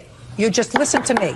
You didn't call him? No, Your Honor. He called you? Yes, and I have tape recording of it. Calling me terrible names. You never called me. Just a second. Mr. Parrish. Yes, ma'am. When you left, sir, it is your claim that Miss Holtz called you. Yes, ma'am. What did she say when she called you? She called me a lot of adjectives that I won't use here, and I left. The reason I left was more than just the dishes. Go ahead, sir. To back up and give you some background of just that day, I won't be long-winded. It was a Sunday morning. I had some work to do. I was going to do it early in the morning. Instead, I put that work off until the afternoon. While she laid in bed, I did the dishes, fed the kids, cleaned the kitchen, did 2 loads of laundry, put all that away, spruced the house up while she's still in bed, asked her if there's anything else I can do before I went and did my work. No, everything's fine. I went away and worked it took me about 3.5, 4 hours. I came back. What kind of work did you do? I'm a small contractor. Go ahead. It took about 3.5, 4 hours. I came back. The NFL football playoffs were on. I watched the second half of the first game. The next game was the Dallas game, which I'm a huge fan. She knows that. I sat down to watch that. In the meantime, she had gone in the kitchen and started going off about everything. I had left a Walmart receipt on the counter from where I bought some groceries the day before, which I bought my share and then some of the groceries for all 4 of us. She started griping about the receipt on the table. You know, why'd you leave this receipt here? You want money from me? I said, did I ever ask you for money? Is this why you left the receipt? She on and on and on. This goes on for over an hour. It's not true, Your Honor. Shh, don't interrupt him. After the conclusion of that, she goes and stands in front of the television, or not directly in front of it, right beside it, hand on her hip, and says, you've watched one football game, now I expect you're going to sit here and watch another one? And I looked at her and I said, yeah, I'm going to watch another one. You know, I'm a Dallas fan. I'm going to watch the game. And she said something, and that was it. That was the straw that broke the camel's back. I got up. I had some shirts and some clothes in the apartment. She goes, what are you doing? I said, I'm leaving. I've had enough. Your Honor, he never works on Sundays. He hates working on Sundays. He did not go to work Your that Honor, day. What difference does it make whether he Because went to he's work or lying. not? It's showing that he lies. I He's did go to lying. work. Ms. Holtz, if something doesn't make sense, it's usually not true. And what doesn't make sense to me is I listened to him only for a couple of minutes, and I've made a judgment, because I'm usually good at making judgments, that he's not a nut. Thank you. I don't. You haven't heard this. Oh, I don't think he's a nut. I think maybe he was stretched to the limit, but I don't think he's a nut. And I think when he left, he probably would have left you alone. But you started bugging him because you were angry, just as you are angry right now. You are so angry right now, you can't even contain yourself. I'm just nervous, Your Honor. You're angry. You're still angry. I'm angry at what he called me, yes. He called me very vulgar and obscene things, and I don't deserve that. I'm going to ask you again to answer my question and answer it honestly. After he left that day, who called who first? He called me. First? Yes, he called me 27 times. Just a second. So what did he say, Miss Holtz, when he called you after he left? He said that I only think about myself, that I'm a self-centered, and I can't repeat what he called me. And yes, I did call him once. I asked him for my key back. Just a second. My question was, who called who first? He called me first. I have the phone records. You have a phone record that shows all your outgoing calls? Yes, I do, but his Great. is first. Great. Let me take a look at what you have. Put a mark next to where you called him. I'll put a star where I called him. All the other check marks are him calling me. Just go back to the beginning. The beginning is where he left on the 6th.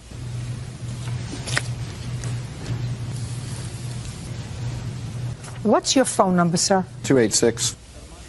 At your mother's house? That's my cell phone. That's the only. At your cell phone? That's the only phone I use. Yes, ma'am. Well, on the 6th, madam, 286 is outgoing. It says incoming. Outgoing, outgoing, outgoing. Then you have a couple of incoming. But on the 6th, I want you to point to where I've checked this off, please, and let her look at it. All the highlighted ones. Okay. I'm not talking highlighted. Look at where I made the check marks. That was in the afternoon. He was still home. Or he was still, he hadn't moved out yet. That was in the afternoon. Why would she call me? The next day. It's the next day when he started harassing me. Listen to me. What? Okay, give it back to me. Incoming, incoming, incoming. These are all incoming. Miss Holtz, you don't want me to think you're a nut, do you? No, ma'am.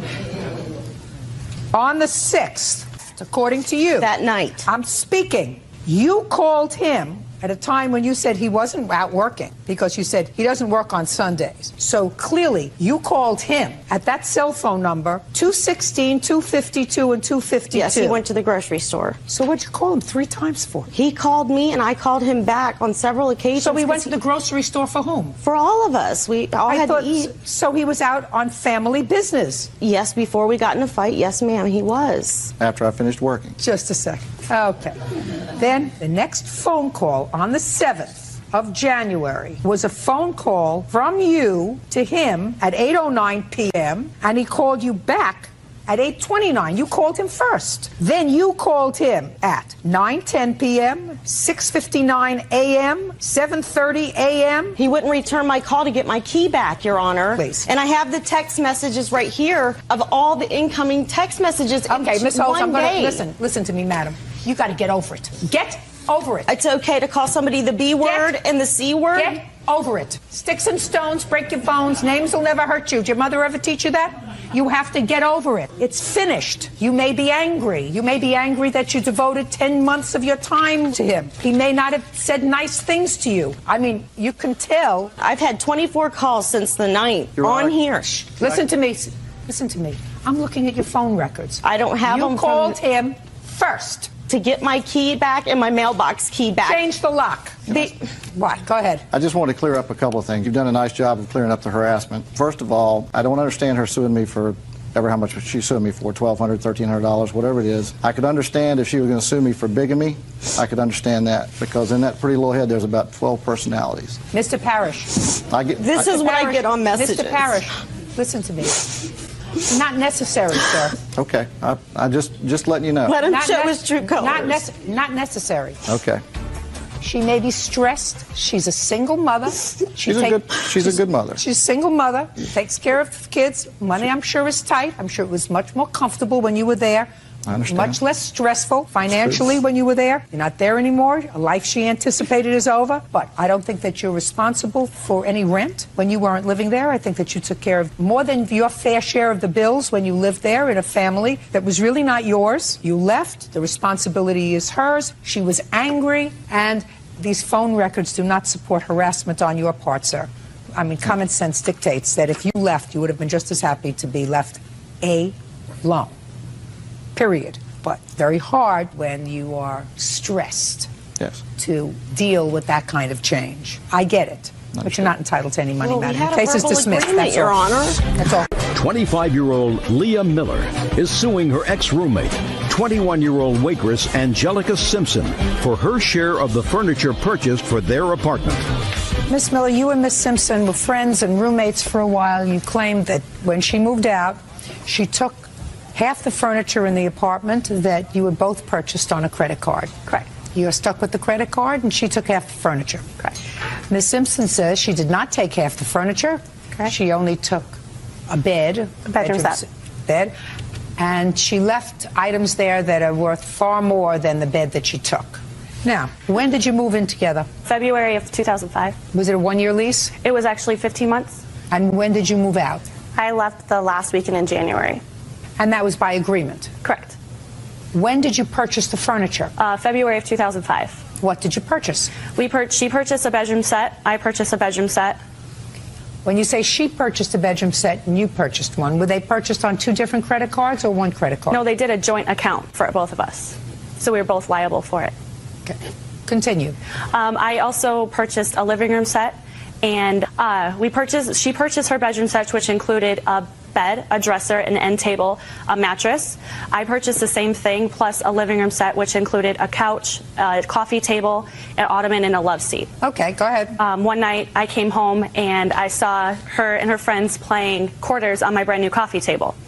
I confronted her about it. When you say you purchased the living room furniture, yes, were you jointly paying the bill with her? We had separated her cost from my cost, and we came up with an agreement that she would pay me $60 a month for her portion, and then I would pay the rest. She only has responsibility for the bedroom furniture. Correct. And that's all that you're suing for. Well, also, as the time went on, as we were living together, I found things missing from my room. I don't care about things missing from your room. Well, I had to purchase a lock to put on there, and I came home with her playing games on my... Listen to me. I don't care if you had to put a lock on your room. I read it. You had to put a lock on your room for $2? It was actually 15. Yeah. In the scheme of things, you're talking about nothing. Well, I had things missing from my room. Shirts, underwear I had missing from my room. Good. I'm not bothering with that. Yeah. Okay. You had other people living there, other people staying there, other people staying over. Don't bother me with nonsense. You hear about furniture. Well, Don't throw in the kitchen sink to a lawsuit because judges get irritated, especially this one. Okay. How much was your bedroom furniture? The whole set together was around $1,300. It was like $1,300 and some change. Actually, Honor, I have evidence that hers was $1,412. That would be including the tax, probably. $1,412. And how much of that did you pay, Miss Simpson? I started paying her when I moved out. Like I said, I left a TV there that I had purchased for $500. There's also entertainment center, dishes, mirrors, things of that nature that were there that I had left there that I didn't take. Just a second. Did you have, Ms. Simpson, any agreement? Yes. Listen, you're not letting me finish my sentence. Did you have an agreement with Miss Miller that in lieu of paying Bill $1,412, you were going to leave items in the apartment? No. Then I'm not interested in what you left. But that's where I was going with this. I had moved out of the apartment and had paid her $55 for so on months. Then just a second. You talk very. Didn't start. Okay, go ahead. Go ahead. Yeah. You paid her $55 a month for how many months? It was for 6 months. Okay. No. Just a second. $55 a month for 6 months. Yes. Okay, that would be $330. Yes. Go ahead. Then I'm a waitress, so I make all my money in tips, and I was paying her in cash. A incident arose with my mom when she pointed out that it was both my name and Miss Miller's name on the contract. So if I was paying her the money, how would I know that she was paying it to More Furniture? So I went into More Furniture and wanted to separate my name for her name on the account. They told me I was not allowed to do that. Correct. And that if we didn't pay off the money by the date with no interest, we would have to pay all of the back interest. When I brought this up to her, she did not want to give me receipts for the back payments, nor she had also moved out of the state and had given me a P.O. box where I could send her money, but I wasn't getting anything in return for paying her money. So my agreement was, well, if you're not... What do you mean your agreement? My side of it was, if you're not going to be proving to me that I'm paying you and give me a copy of the statement, then I will pay the money directly to More Furniture, but not to you. So you don't need to be the middleman. Did you do that? No, because she hasn't been making the payments. They told me that... Don't tell me what they told you. Okay. Do you have your statement? Yeah, I have all the statements right here. I'd like to take a look at it. Here's the statement. Sorry.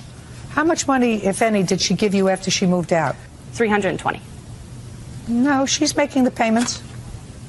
Well, and this is my issue is, like you said, my furniture and her furniture is together, and there wasn't a minimum payment. So when or if it's not paid off, it's still gonna hurt my credit. That's what I'm saying. I have no problem paying the furniture. That's not the issue. I will pay the furniture and More Furniture. It was contacting Leah to make the payment. But right now it's more than $1,412 because right now they've added interest. Right. Right. But they won't separate us from each other. That's why. So just a second. Well, she's paying something. You're paying nothing. Sure. No, and I understand that. But but you have to pay something, madam. Where are you sleeping? Well, I have a house. You're sleeping on the bed. Yes. So you have to pay something. I understand that. But I have an agreement with More Furniture to pay the furniture. I don't see that. Where are you standing there all by yourself with a big smile? Where is the agreement that you have with More Furniture? I can't get a copy of it because my name and her name's on it without her permission. Just a second. So how can you have an agreement without a copy of the contract? Well, that would be the original contract. Nah. Okay. $1,412 less $320 is $1,092. Can I say something? Sure. In the months that I have been paying it, I've had to pay extra, and I was working 2 jobs. I know $60. That's good for you. But I have had back payments and all this stuff that I've had to come up with. Good. That's what happens when you act stupid and take out a joint credit card with somebody. She owes you $1,092. And as soon as you receive that money, you will sign an agreement with her that the court will prepare that you are totally indemnifying her against any claim by Miller Furniture for this furniture, and they can deduct forthwith from your salary or your income tax refund, if any. Okay. You do work, don't you? Yes. Perfect. Judgment for the plaintiff in the amount of $1,092. Wait around to sign the contract. Thank you. 27-year-old Angela Salura is suing her ex-boyfriend, 24-year-old Freddie Lara, for a loan to restore his Mustang. Freddie claims Angela paid the bill without consulting him. Mr. Lara, it is your claim that the defendant, who was an old boyfriend of yours, owes you some money. Correct. For a loan that you made to him. The purpose of the loan was to have an old car fixed. Yes. This was a specialty car? It's just, it's going to be a classic soon. It's just a car I always wanted Me to fix too. up. What kind? I clean windows on high rises. That's a pretty dangerous job. Yeah, How long have you been doing that? like 7-8 years now. Make a good living? Yeah, except when they lay you off. Well, you don't do it when it's windy or snowing or raining. Right. How much do you make a year? Anywhere from 48 to 68,000 a year. And how many people do you support? Just myself. What kind of car is this that you have? It's a 1986 Ford Mustang GT. And your age, sir? I'm 24 now. Got a lot of money in the bank? No, unfortunately. Do you own a home? No, I'm working on it. I'm renting an apartment for now. Well, you make a lot of money. What do you do with all your money? It's expensive to live in New York. You don't put any money away? No, I try. Not really. You need a good woman, sir, to help you out.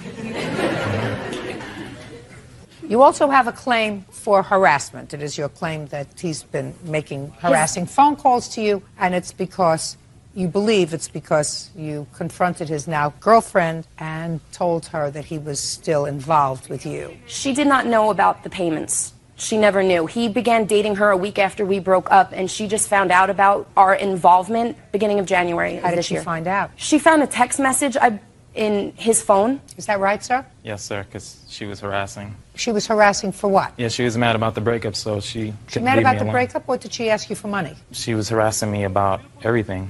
Was money involved? Yes. These are not hard questions, sir. Now, tell me about this loan. We were dating for about a year, and within that time, he needed some major repair work done on the car. It was a car that both of us were using for transportation, or rather him. I don't drive. I don't have a license. So he was driving you around? Yes. I used to live with him, and where we live, you cannot get around unless you have a car. How long did you live together? About 9 months. Where were you living at the time? In your apartment? Staying with my mom at the time. So how were you living together?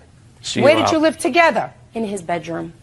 At his mother's house? In his mother's house. Just a second. In his mother's house. So neither one of you were paying any rent. I did I tried to give them money as much as I could. Don't tell me tried. I'm not interested in your trying. So you weren't paying any rent. And you weren't paying any rent. We were, when we could. Well, sir, if you make $50,000 a year, it seems to me you could help out with your own rent. What does your mother do for a living? She's a stay-at-home mom. Well, how does she support herself? Her boyfriend.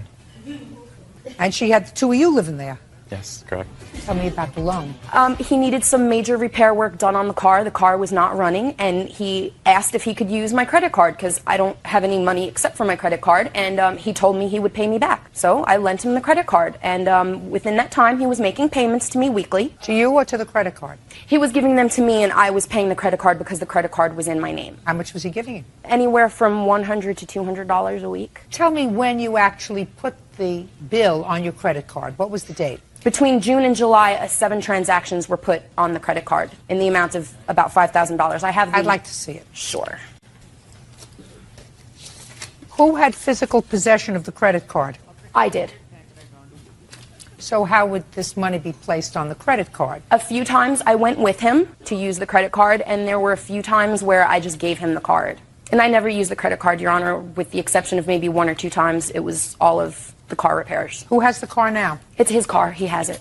When did you break up? August 26th of 2006. So shortly after the car was taken Yes. care of. Now, Mr. Lara, I read your answer. Your answer says that you had made an arrangement with the place that was fixing your car, that you were going to pay them out. Yes. And she took it upon herself to go in with a credit card and pay the bill.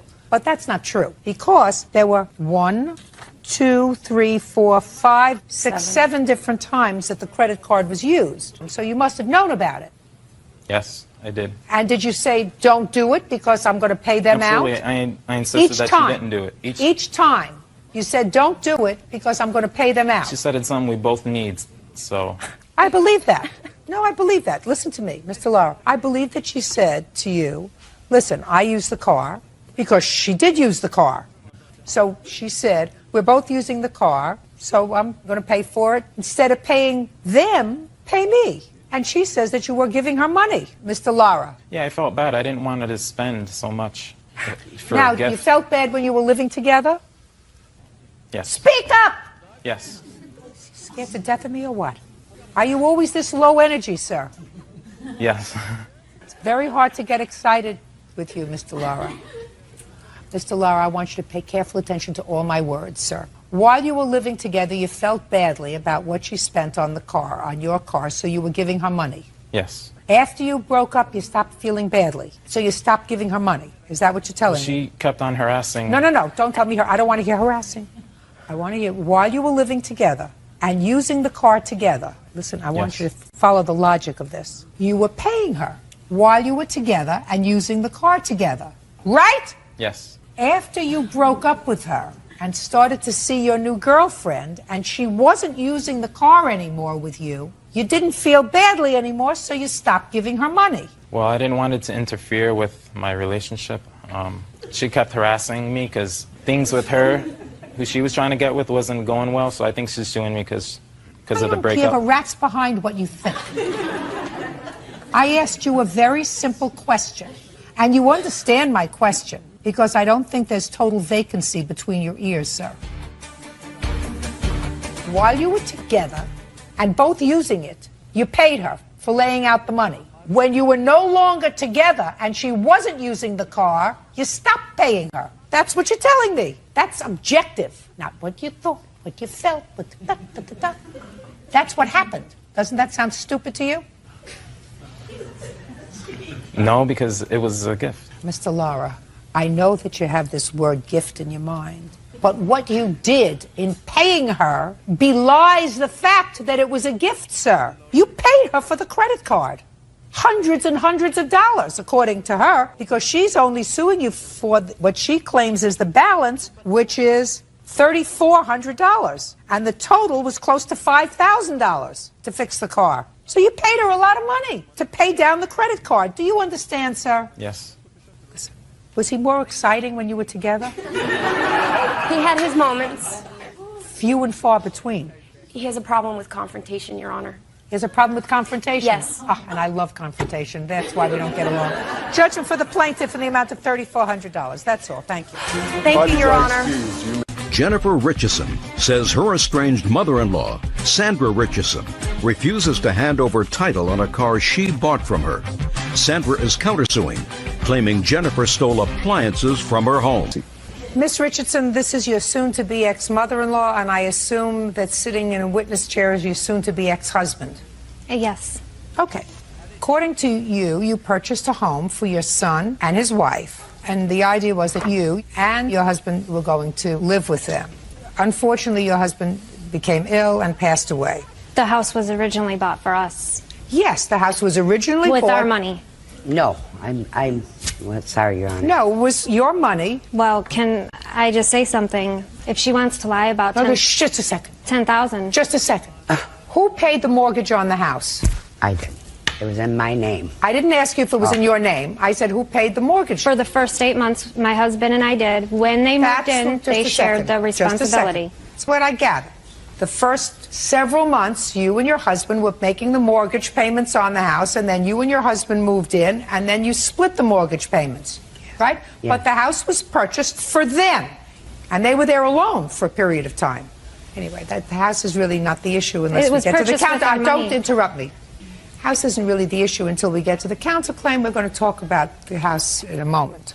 This has to do with the car that you purchased in your name, but that your daughter-in-law used, but your daughter-in-law used it to take you around from place to place, all your appointments. She sort of chauffeured you around. Anyway, there came a time when you left the house, and shortly after you leaving the house, your daughter-in-law and son split up. Right. Your daughter-in-law went home to her family. Where do you live now? That's not what happened. Where do you live now? I live with my mother. In what state? In Florida. And where do you live? Michigan. Okay. Did you take the car with you? At what Where time? is the car now? My husband has it. Okay. It is your claim that you wanted the car, And your mother-in-law said, you have to pay for it. You were annoyed that she said that you had to pay for it because you always thought it was your car, but you sent her $3,000. She doesn't deny that you sent her the $3,000, but she never sent you the title to the car and never sent you the car. So you want something. You want either the car or you want your $3,000. Mother-in-law says the $3,000 was for other bills that were outstanding. And in addition, she's counterclaiming because she says when you moved out of the house, you took her property, some appliances and things that belonged to her. So I'm going to cut right to the chase. Mrs. Richardson, since you acknowledge that your daughter-in-law sent you $3,000, what did she send you the money for? I asked for $5,000 for the car. She sent me $3,000. They owed me like $6,000 just back rent, so I don't figure the car is paid for. Wrong. If you asked $5,000 for the car and she sent you $3,000, you can't offset that. Get the money that they owe you from rent from your son. Get it from him, not from her. May I speak? When it's your turn. Okay. She stole $20,000 worth of appliances and stuff. Listen to from me. my home. When you purchased this house, for the first 8 months, where she and your son lived there, were the appliances in the house? There was old appliance. I purchased all brand new appliances. And when you went home, after your husband died, when you left, in what month was that? Around May, about the middle of May. Of 06? Mm-hmm. And when did the two of you split up? August. And between May of 06 and August of 06, where were the appliances? They were in the home when I left. And where did you go? From Florida back to Michigan? Michigan. Mm-hmm. And what did you take with you when you went? I took a clock, my big TV, left leather furniture, all the appliances, everything in the home when I left because it cost me so much to move all the stuff. So I left it for the kids. Absolutely right. So it was a gift. So let me explain something to you, Miss Richardson. Don't get involved between your son and your daughter-in-law. The courts will determine if she took marital property, because once you made a gift to them, you didn't make a gift to your son. Listen to me. Okay. You made a gift to them. You left it when you moved back to Michigan in May. You left it as a gift for the kids. And if they had stayed together as husband and wife, they would have had all the appliances. The problem is they split up.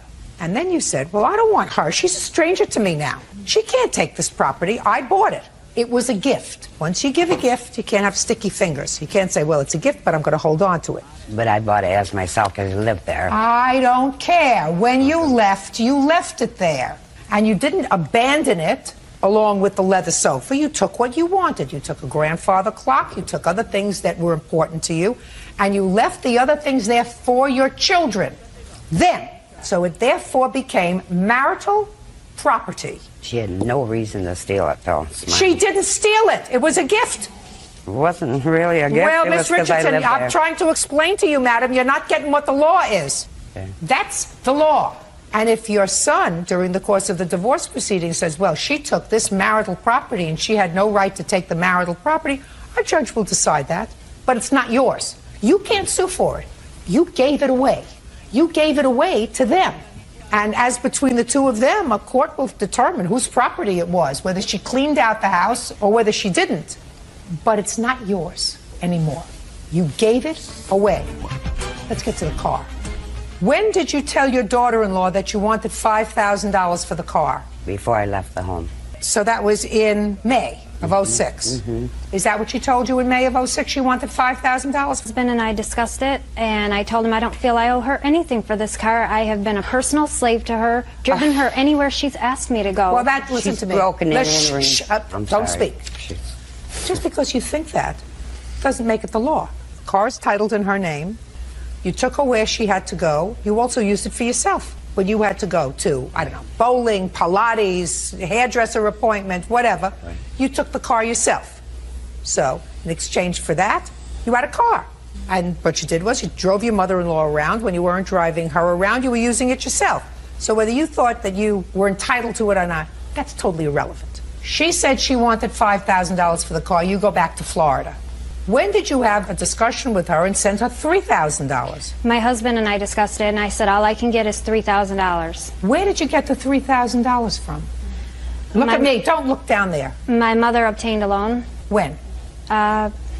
It would be late May, and I made the deposit in June 20th. Before you and your husband separated? Yeah. And you gave her a check in late May for the $3,000. Well, she was gone, so we deposited the check into her bank account, and we gave her the mortgage money as well. You'll see it's $4,000. No. That has nothing to do with it. She already told me. She wanted $5,000. You sent her $3,000. She considered it for other bills. She can't do that. Where's the title to the car? The original title was destroyed. And here's what I paid for the can car. be destroyed? Here, ma'am. Lost in the mail. What? Lost. She took my mail for 6 months. I spent $80,000 on that house. Who's living in it? It's empty. I can't even sell it. Just a second. Who's living in it? Nobody's living in it. Why isn't he living in it? He lives here in Michigan with me now. Oh, well. But I just lost it. Because if I'm down there, she makes my life miserable. Listen to me. $80,000. I'm not speaking so. to you. Okay. I'm not speaking to you. Sorry. If your mother's out some money, get a job and make sure she's whole. Miss Richardson, you cannot take her money. That money was for the car. That's what it was for. That was before they separated, so that you went back to Michigan, right, without the car. Right. And she got the money from her mother. This is her car. It is not your car. Don't get in between your son and his wife if they're in the process of divorcing. So this $80,000 that I spent, I know she got money, she kept my mail, she run my cell phone up to $1,000. Listen to me. Listen to me. You could sue her for certain things, but you can't keep this money. And if you spent $80,000, you spent $80,000 on your son, not on your daughter-in-law. You spent $80,000 on your son because, but for your son, listen, if she came to you and you didn't know her from a hole in the wall and she wasn't married to your son, you wouldn't have spent a quarter on her. You spent the money because you wanted your son to be comfortable. And if he was married to this lady, well, she's the beneficiary of that. The house isn't in her name. The house is in your name. I'm losing that too. So. Well, sell it. Meanwhile, you have to sign the title to the car over to her because the car belongs to her. You accepted the money for it? But it's not paid for. What do you mean it's not paid for? $3,000 isn't $5,000. Listen to me. You said you wanted $5,000 to them before you left. There was conversations that took place between the three of you. There's no question in my mind about that. There is also no question in my mind that you accepted the $3,000 in payment for the car because you took it and you spent it. It wasn't until 3 months later when they separated that you said, well, that money was for other things. No. So she doesn't go that way. This is her car. And don't put yourself in the middle of these two people. You spent money. It's unfortunate. The marriage didn't work out. The marriage didn't work out, and it's over. And there were certain things that she took appliances from the house. I'm sure that there were certain things that your son took. What did you take from the house, sir? Stand up next to your mother and just answer my questions. Now that you moved back to Michigan, what did you take with you or sell? Nothing. Because she emptied the house. No, listen to me. She didn't empty the house. Yeah. She took the appliances, according to your mother. Emptied it. My clothes, every personal belonging I had premarital. She emptied the house. I came back to an empty house. My mom blew $80,000. Just a second. Did you take everything from the house? Yes. Everything. Just a second. Shh. Don't speak. Did you take everything from the house? Not every single thing, no. Yes, she did. Don't speak. What did you take from the house? I took whatever I would need to have the kids having the same normal life they had before. How many children do you have? 2. How old are they? One to be 12 and one to be 5. Don't speak. Don't speak. Where were you living? In Michigan? When I moved out, Where did you go? I didn't have a home. So where did you go? I went to a friend's home. Boyfriend. And it's going to be over. Do you understand?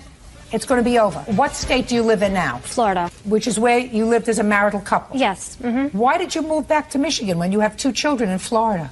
Because she was trying to get me put in jail. She stole everything. She come into my motel room and took my pool stick, and I'm a professional pool player. Listen to me. After she emptied the house, took my dad's wedding band he wore for 43 years that's worth $20. It's 10 karat gold that belongs to my mother. All 9 of my pool sticks, all my clothes, 3 different cell phones that she came to my hotel room to get in my hotel room to take the stuff, and I filed asked you a a question, police sir. The report. I'm just question is a telling you this. simple one. It's just all the truth. The question is That's why I moved. the question is a simple one. All right. How do you move clear across country when you have 2 children? Because here's a lady that's trying to put me in jail and comes to where I am Just a when I second. try to ignore her to steal things I have. Excuse me. Let us sign over the car, please. I would run away from him, too. Really? Sign it. The car belongs to her. It's your problem how to get it, but the car Well, belongs she to her. should owe me $1,000 for cell phones that she Just stole. then sue her for the cell phones. Well, where am I going to do that at? I mean, she steals and took money, took my checks for 6 months, Fine. and taking Bird, my give money it out back of the to- bank and give everything. the title to the car. That's what she wants. Counterclaim is dismissed. Very unfortunate situation. You got yourself in the middle of something. You have 2 grandchildren. You should never do that, madam. When you have 2 grandchildren, listen to me. You have 2 grandchildren. I don't you see have, them either. Excuse me? I won't see them either. She's the one. She wouldn't that let her stole see that. her grandchildren when Madam, we lived together. I'm telling you something. You're not paying attention. You're not paying attention. You have a son who I've only met for a short period of time. He's not wrapped too tight. But you're the grandmother. You're the grandmother. And if you have 2 grandchildren, I don't know if he's your only child or not, or if you have other children. If he's your only child, I sort of get it. So that these are your only 2 grandchildren. I would not have gotten into a situation with her where you end up in court. Just pay attention. Don't look at him with rose-colored glasses. You have to know who your children are. You have to be fair. You have to be dispassionate. She may not be perfect, but you have to know who your children are. You got it? Yes. Goodbye. Crystal Reagan is suing her cousin, Amy Ross, for stealing cash from her home. Amy denies the charge. Miss Reagan, Miss Ross is your cousin, and it is your claim that she stole some money from your house. Yes, ma'am. Miss Ross denies that she stole the money from your house. How much money do you claim she stole? $380. And when do you claim she stole that money? December the 17th. And where was the money? It was in this folder. I've got a table by my chair, and it's right behind the table. It was in your house? Yes, ma'am. Who was in the house? My husband, myself, Justin had come over to get some gas money. Justin is your nephew? And then Amy. And what proof do you have, Miss Reagan, that Miss Ross took your money? Well, what it is that day she come over. Justin had come over. He called first, said, could he come over and get some gas money? I keep up with all of his bills because he's young. He don't know how to do it yet. I've got a car with my name on it that's his, and... I got it. So he wanted to come over and get some gas money that you were holding for him. Yes. He came over, got $35, which left $380. I keep a book where I write down every time he comes over to get money. And he got it, he left. Amy was there. She asked me, why does he come over here to get gas money? I explained to her I keep his money. For what reason? Well, how much does he got in there? And I said just $380. I'm sorry. And then after asking me that, I didn't think anything of it. She was like, well, it must be nice to be 17, have a brand new car, a nice apartment, and have money. And I was like, well, he's just getting started. That was the end of that. She stayed a total probably about 3 hours that day. We did go to Lowe's probably about 3 hours after her being there. Who went? Me and Amy. 2 of you? The 2 of us, yeah. And she was talking about in that time frame how broke she was. She didn't have any money. She was getting one more check before Christmas and wasn't able to get her kids anything for Christmas. Didn't know if she had gas money to get back home. But when we went to Lowe's, she bought a hammer and pulled out a $10 bill, which I didn't think nothing of it either. You know, I say I'm broke all the time but still have money. And so she dropped me off. I didn't talk to her no more for about 3 days. And then you found your money missing? Yeah. Okay, so that's the proof that you have. Well, no, that's just the story. The proof is that whenever I called Lisa, her sister, to ask her, did you and Amy happen to have went shopping? Do you know of any money? Because we all know that she's broke. Do you happen to know of any money that she come up with recently? She didn't answer the phone. I left a message. I didn't tell her anything. I just told her to call me. When she did call me, she was like, oh, girl, I know what's going on. Amy done told me all about it. And then that's when she comes in. Tell me your last name. Durham. Miss Durham, what do you know about this missing money? Amy had called me and we just were talking and I said, well, oh, Christy had called this morning and she left a message. I need to call her back. And she just said, oh, girl, I know why she called. She thinks I stole her money. And I said, what? and she said she thinks I stole her money, but I didn't do it, and she's threatened to get fingerprints off that book, and the only time I touched that book was to get paper out of it to get to make a Christmas list for my children. And she said that she had told me that on the initial call whenever I called her to ask her about that, because I did ask my husband about it first, and then I asked Justin, are you sure you did not take any money out of this folder? And I knew he didn't, but I knew I needed to ask first before I called Amy to ask her about it. And all she did was just go off, fly off the handle, say, no, I didn't take it. I can't believe you accused me of that. And I said, well, all I'm saying is my brother-in-law is a sergeant. I'm going to have it fingerprinted because it is plastic. Bluffing the whole time, hoping she would come up and say, well, you know, and then she told her, kind of like giving her a reason why her fingerprints would be on it. But she never told me that. That was the reason why. What was the reason why? You went into that folder. Okay. Listen to me. Yes, ma'am. You went into the folder to get some addresses for a well, Christmas I was list? sitting in her rocking chair in her house. I don't care where you were sitting. I don't care if you were sitting on a stool, on the floor, or whatever. No, My question wasn't. to you is a simple one. You went into the folder to get a Christmas list. No, not to get a Christmas list, to get a piece of paper to make a Christmas list. Okay. Is what happened. Good. I have a few questions. Yes, ma'am. Who do you live with? I live by myself. Where are your children? They're with me. Have they always been with you? Yes, ma'am. How old are they? They're 8 and 5. And how do you support them? I'm a preschool teacher, and also their father. How much do you make teaching? I make about $1,500 a month. How long have you been teaching? For 6 months. Prior to that, where were you working? I was working at a temporary service. You have a bachelor's degree? No. I'm just a preschool teacher at a daycare. Is this your first job as a preschool? Yes, ma'am. Well, no, I've worked at another daycare prior to this one. Did you take the money out of that folder? No, ma'am, I didn't. And what I have to defend myself on this is I didn't take that money, and she knows I didn't take that money. She doesn't know. Listen to me. She doesn't know. You may not have taken it. I didn't. But she doesn't know. And I don't have to steal money from my children. Listen to me. If I need money, I go to their father. Listen to me. She doesn't know that you didn't take it, because my sense is that she legitimately believes that you took it. And then she called my work harassing me. She harassed my boss. She said, because I'm going to let you speak with her because she's in a classroom. She said, don't tell me what, listen to me, don't tell me what you said to your boss. Well, she called me at work, and when it first happened, she called me, because this supposedly I went over there on a Sunday. She called me on Thursday morning, about 11. Okay. At work. Now, that's my question. This happened on December 17th, according to you. Yes, that's when the money was taken. When did you find the money missing? The following Thursday. Because too long a time, Miss Reagan. Well, what it is Justin. Too long a time, Miss Reagan. And she called me threatening to take my kids away from me. Listen. Yes, you did. Listen to me. I don't want to hear you anymore. Cry quietly. Okay. It's too long a time, Miss Reagan, between the time that she was in your house and the time you found the money missing. You may say that the only people that were in the house were you and your husband and Justin, but I'm not sure of that. Do you have children? Yes, ma'am. How many children do you have? 3. How old are they? 12-year-old, I got an 8-year-old, and a 9-year-old. And only and they also live in the house? Yes. I don't know who took your money. Well, can I explain why it was Thursday when I found it? I don't care why it was Thursday. It was Thursday. The fact that it was Thursday is dispositive, not the fact that you waited until Thursday. I have to determine whether or not there were other people who had access to that folder. According to you, the folder is not locked. It's in plain view in your house. You have 3 children, a 12-year-old. That didn't even know I took Listen to me. Whether they know or not, children snoop.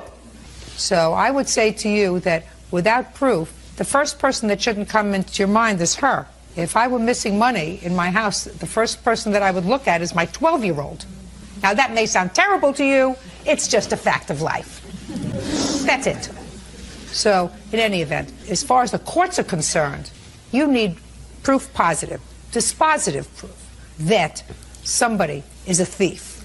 And I, quite frankly, don't find the proof here. Nor should you. When there are lots of people who have access to that folder. Does your 12-year-old have friends over occasionally? No. I don't believe that. He don't. Well, I don't believe that. Then you're not a very good mother if you don't let your 12-year-old have friends over. So I don't quite believe that. In any event, you may or may not owe her an apology. She certainly doesn't owe you any money. That's all. Case is dismissed. Tanya Blishak is suing her former co-worker, Julianne Rouse, for startup money to sell Mary Kay Cosmetics. Miss Blishak, according to what I've read in your complaint, you and the defendant worked together in a hair salon period of time, and in addition to your regular work, you were making some money on the side selling Mary Kay Cosmetics. You tried to get Miss Rouse to become a representative for Mary Kay and claimed that you sold her a quantity of product. You put it on your credit card because she asked you to, with the understanding that she would pay the credit card bill. She paid some, but not all, and you want the balance. Ms. Rouse says that you sort of pressured her into becoming a representative.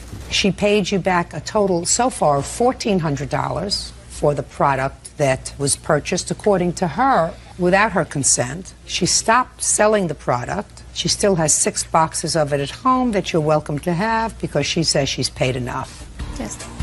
Judge Judy continues in a moment. I sold it for about a month. That's a fib that you just told me, because you told me a moment ago that after a month, so that means that you were at least selling the product for 2 months. Real cases, real people. Judge Judy. Tanya Blishak says former co-worker Julianne Rouse owes for a loan to buy Mary Kay Cosmetics. Julianne says the makeup was forced on her. When did you start to sell Mary Kay Cosmetics? September of 2001.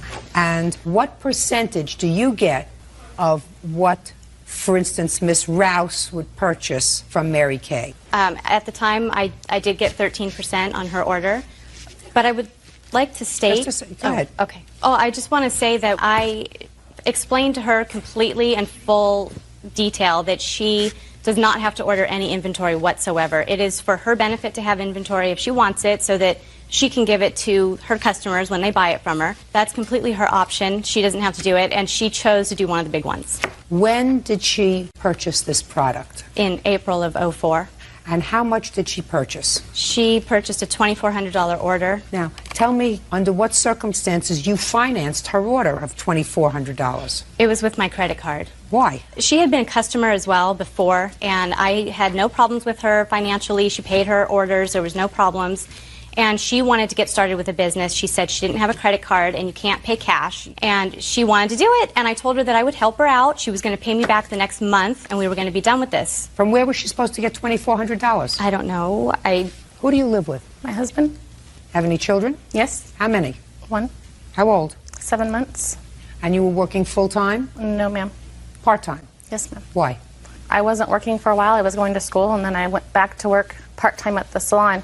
And at that time, my fiance at the time were living with roommates. We didn't have our own place. So when you purchased this stuff, Miss Rouse, it was your intention to make this a part-time job? Well, I was working part-time at the salon, and then I left there right about the same time this all happened to work full-time at a travel agency. So was it your intention to work part-time selling Mary Kay Cosmetics? At that time, yes. Who selected the product that was purchased? Miss Blishak did. Without your input? I didn't input. She did it online, and she ordered the things that she thought I needed at the time. And then about 5 weeks later, I needed different products. I had to place another order on my own to get the products that I needed for my clients. So you were, in fact, working? For a little bit, yes. So why didn't you finish paying her for the product? And in the beginning, I did not want to sell the Mary Kay. She kept asking me to join. I thought if I joined it, it would be over and done with after the $115. So then after this, I decided that I would try it out. Well, that's what she's talking about. And she told me when she did this that I would be able to pay her back in a month because you would make so much money selling these products within the first month, as she did. At the time, I couldn't do that. I was working full-time. Well, that happened later. Miss Rouse. Within the same week, Miss it happened, Rouse, ma'am. listen to me. Yes, ma'am. There's something about buyer's remorse, which means that at the time you thought it was a good idea, and all of a sudden it didn't look so good after it was done, as opposed to someone who fraudulently sells you something. I'm not getting the sense that Miss Blishak sold you anything fraudulently, especially since you ordered more product a month later. And you paid her $1,400. She paid you $1,400? When did you stop paying her?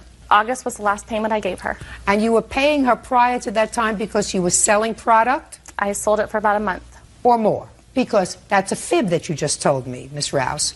because you told me a moment ago that after a month you ordered more product to sell to your customer. So that means that you were at least selling the product for 2 months. Judge Judy continues in a moment. Sounds to me, Miss Rouse, as a case of you didn't plan on getting pregnant, you planned on working full-time, you planned on selling this part-time. It all didn't work out because you left a part-time job, went to a full-time job, then you got pregnant, then you stopped working. Are you working now? Yes, ma'am. Good. You better start selling some Mary Kay cosmetics because you owe her some money. How much does she owe you with interest on your credit card? $1848.02. Can I see that, please? Mm-hmm. Why does she owe you $1848? What kind of interest they charge you on your credit card? It was 12.9. Oh, God.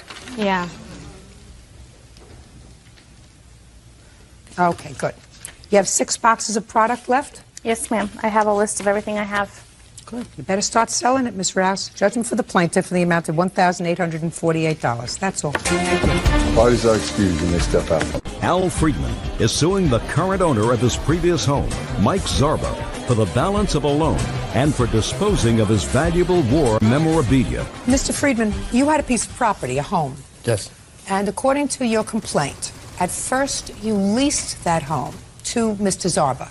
And then there was a discussion about him purchasing the home. He ultimately did purchase the home. Yes. He had some trouble with getting an appropriate mortgage because of some credit problems that he may have had. And you loaned him the closing costs, which Correct. were $20,000, with a promise that he would repay that money within 90 days. 60 days. 60 days. Correct. So first it is your claim that he owes you some of that money, $2,800? No, it's $1,800. $1,800 left on the loan. The second part of your lawsuit is that there was an agreement between the two of you that you could keep some property at the house, which you claim Mr. Zarba discarded. Correct. Mr. Zarba acknowledges that he discarded the property. He said that he gave you enough time to get it out, and he's not paying you the $1,800 that he acknowledges he owes on the original loan because he was forced to A, hire a dumpster to get rid of your stuff, and B, he stored it all that time. Is that right, Mr. Zarba? Yes, ma'am. When did you first rent this house, Mr. Zarba? End of July 2004. And when you rented the house, Mr. Friedman still had some property there in both the shed and in an attic? Yes. When did you purchase the house? April 2005. And when did Mr. Friedman loan you the $20,000? The closing, but we had an agreement where I did some work for him, so it wasn't really a loan. Listen to me. When did he loan you the $20,000, which you acknowledge in your answer? It would be the beginning of April. And how long were you supposed to have to repay this loan, Mr. Zarba? In about 60 days. Good. When does your receipt indicate that you hired this dumpster to get rid of his property? August 5th. When did you tell Mr. Friedman that you weren't going to pay him his $1,800 until he removed his property? It was the end of July, right? July what? July 20th. And tell me about the conversation that you had with Mr. Friedman. Well, he showed up unexpected again. He treated me like I was a mini storage. Listen to me. What conversation did you have with him? The conversation was, you need to take care of your stuff, get it out, and we'll settle up. Well, he came to your property Yes. looking for money. He didn't come there looking to take his stuff. He came there looking for his $1,800. Well, it was $2,800 then. Oh. I gave him $1,000. And when you gave him the $1,000, you said, when you get the rest of your stuff out of here, you'll get your other $1,800. Yes. Is that what you said to him? Yes. And what did he say to you? He said he was going to get it out. That was the only agreement we had. And he said he would get it out. He said he'd get it out. Now, 2 weeks later, you disposed of his property. Yes. Gave him till August 1st, in a few days. Well, so far you didn't give him any time, sir. You didn't say that to me. No. You said, when you get your stuff out, I'll give you your money. That's what you said. But to I've me. been I asking- repeat, listen to me. Okay. I repeated it twice to you. Okay. What troubles me, Mr. Zarba, quite frankly, is your answer. The first line of your answer is the most telling part of your character. Use nothing. We were overcharged for the home, considering its condition. And he's lucky we didn't charge him for storing the items. That you wrote. So what you're saying is that after you lived there for a while and there were lots of things that you had to repair in the house, you didn't like the condition of the house, you said, I want to renegotiate in my own way the sale price of this house because I overpaid him for the house to begin with. You didn't write there that we had an agreement that we would store the stuff until August 1st. He didn't pick up the stuff August 1st. I hired a dumpster. No. The first thing that you wrote, the most important thing that you wrote was, I didn't like the purchase price, and I'm going to take another $1,800 out of the purchase price because I deserve that. That's not the way life works, Mr. Zarber. Is this your first house? No, ma'am. Well, I don't know what you did in your other houses, sir, but that's not the way you close a house. You close a house, you negotiate a price, that's the price. Once you purchase it, you don't say, I think I overpaid for this house. Let me see how I can get the price down a little bit. We understand each other, Mr. Zarber? Yes, ma'am. Perfect! Mr. Friedman, I want you to tell me what stuff, and I want you to be very careful because I am an ecumenical abuser. I don't like when somebody tries to put one over late in the game, because that's what he did. Yes. I don't like when you try to put one over on me. Yes. So I want you to tell me what valuable items you left in the house. And I've made a list, and I'll go you sure you want me to look at that list? Yes, ma'am. I'm going to take a look at it.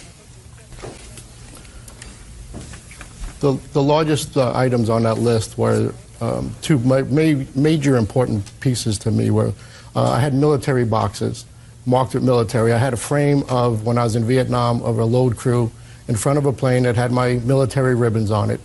I'm a disabled veteran from Vietnam. There's also boxes I had marked with kids' items that had finger paintings in it from the time that they were kids, and just paraphernalia that they did through the years. What you're really telling me is that the only thing that were there was your memorabilia. That is valuable because two wooden Santa sleighs, handmade, 2 coolers, 2 sets of Malibu yard lights. I don't want to deal with that, sir. Correct. I had 10 years of postgraduate work. I don't deal with this. Mm-hmm. If it was important to you, you should have gotten it out. Now, you just disposed of everything, Mr. Zarba? Yes, ma'am. Now, that was the wrong thing to do. There was nothing in there that looked like it was anything somebody would save. I've got pictures here. I'm going to take a look at your pictures. Right now. Can I see the pictures, please? I mean, this is what he left me. It's not pretty. Well, the shed's not pretty. First of all, get a new camera or take photography lessons. I don't know what this is. Grass. I don't know what this is. I have no idea, sir. This is a whole major blur. Are you doing I let this on him in purpose? several times. Listen to me, sir. Are you doing this on purpose? No, ma'am. When you took a picture of the grass, I could see that this is grass. Yeah. This looks like a Hungarian goulash, sir. It was in the attic. The lighting wasn't very good. I agree. The pictures don't look great. Listen to me, Mr. Zarba. This has nothing to do with lighting. Okay.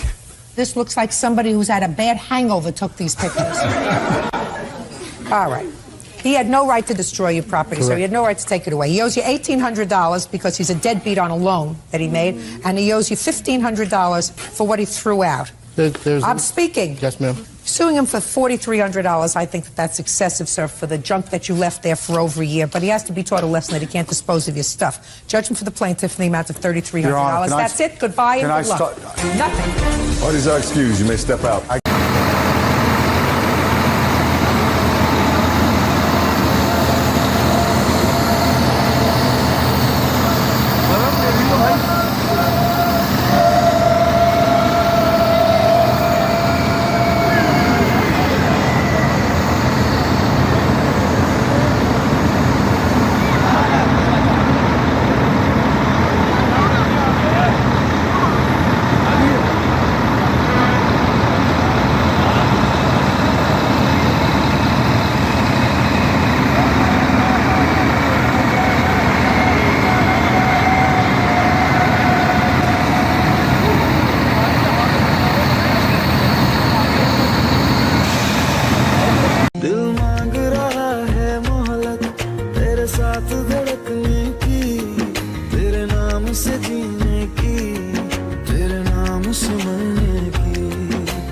संग चल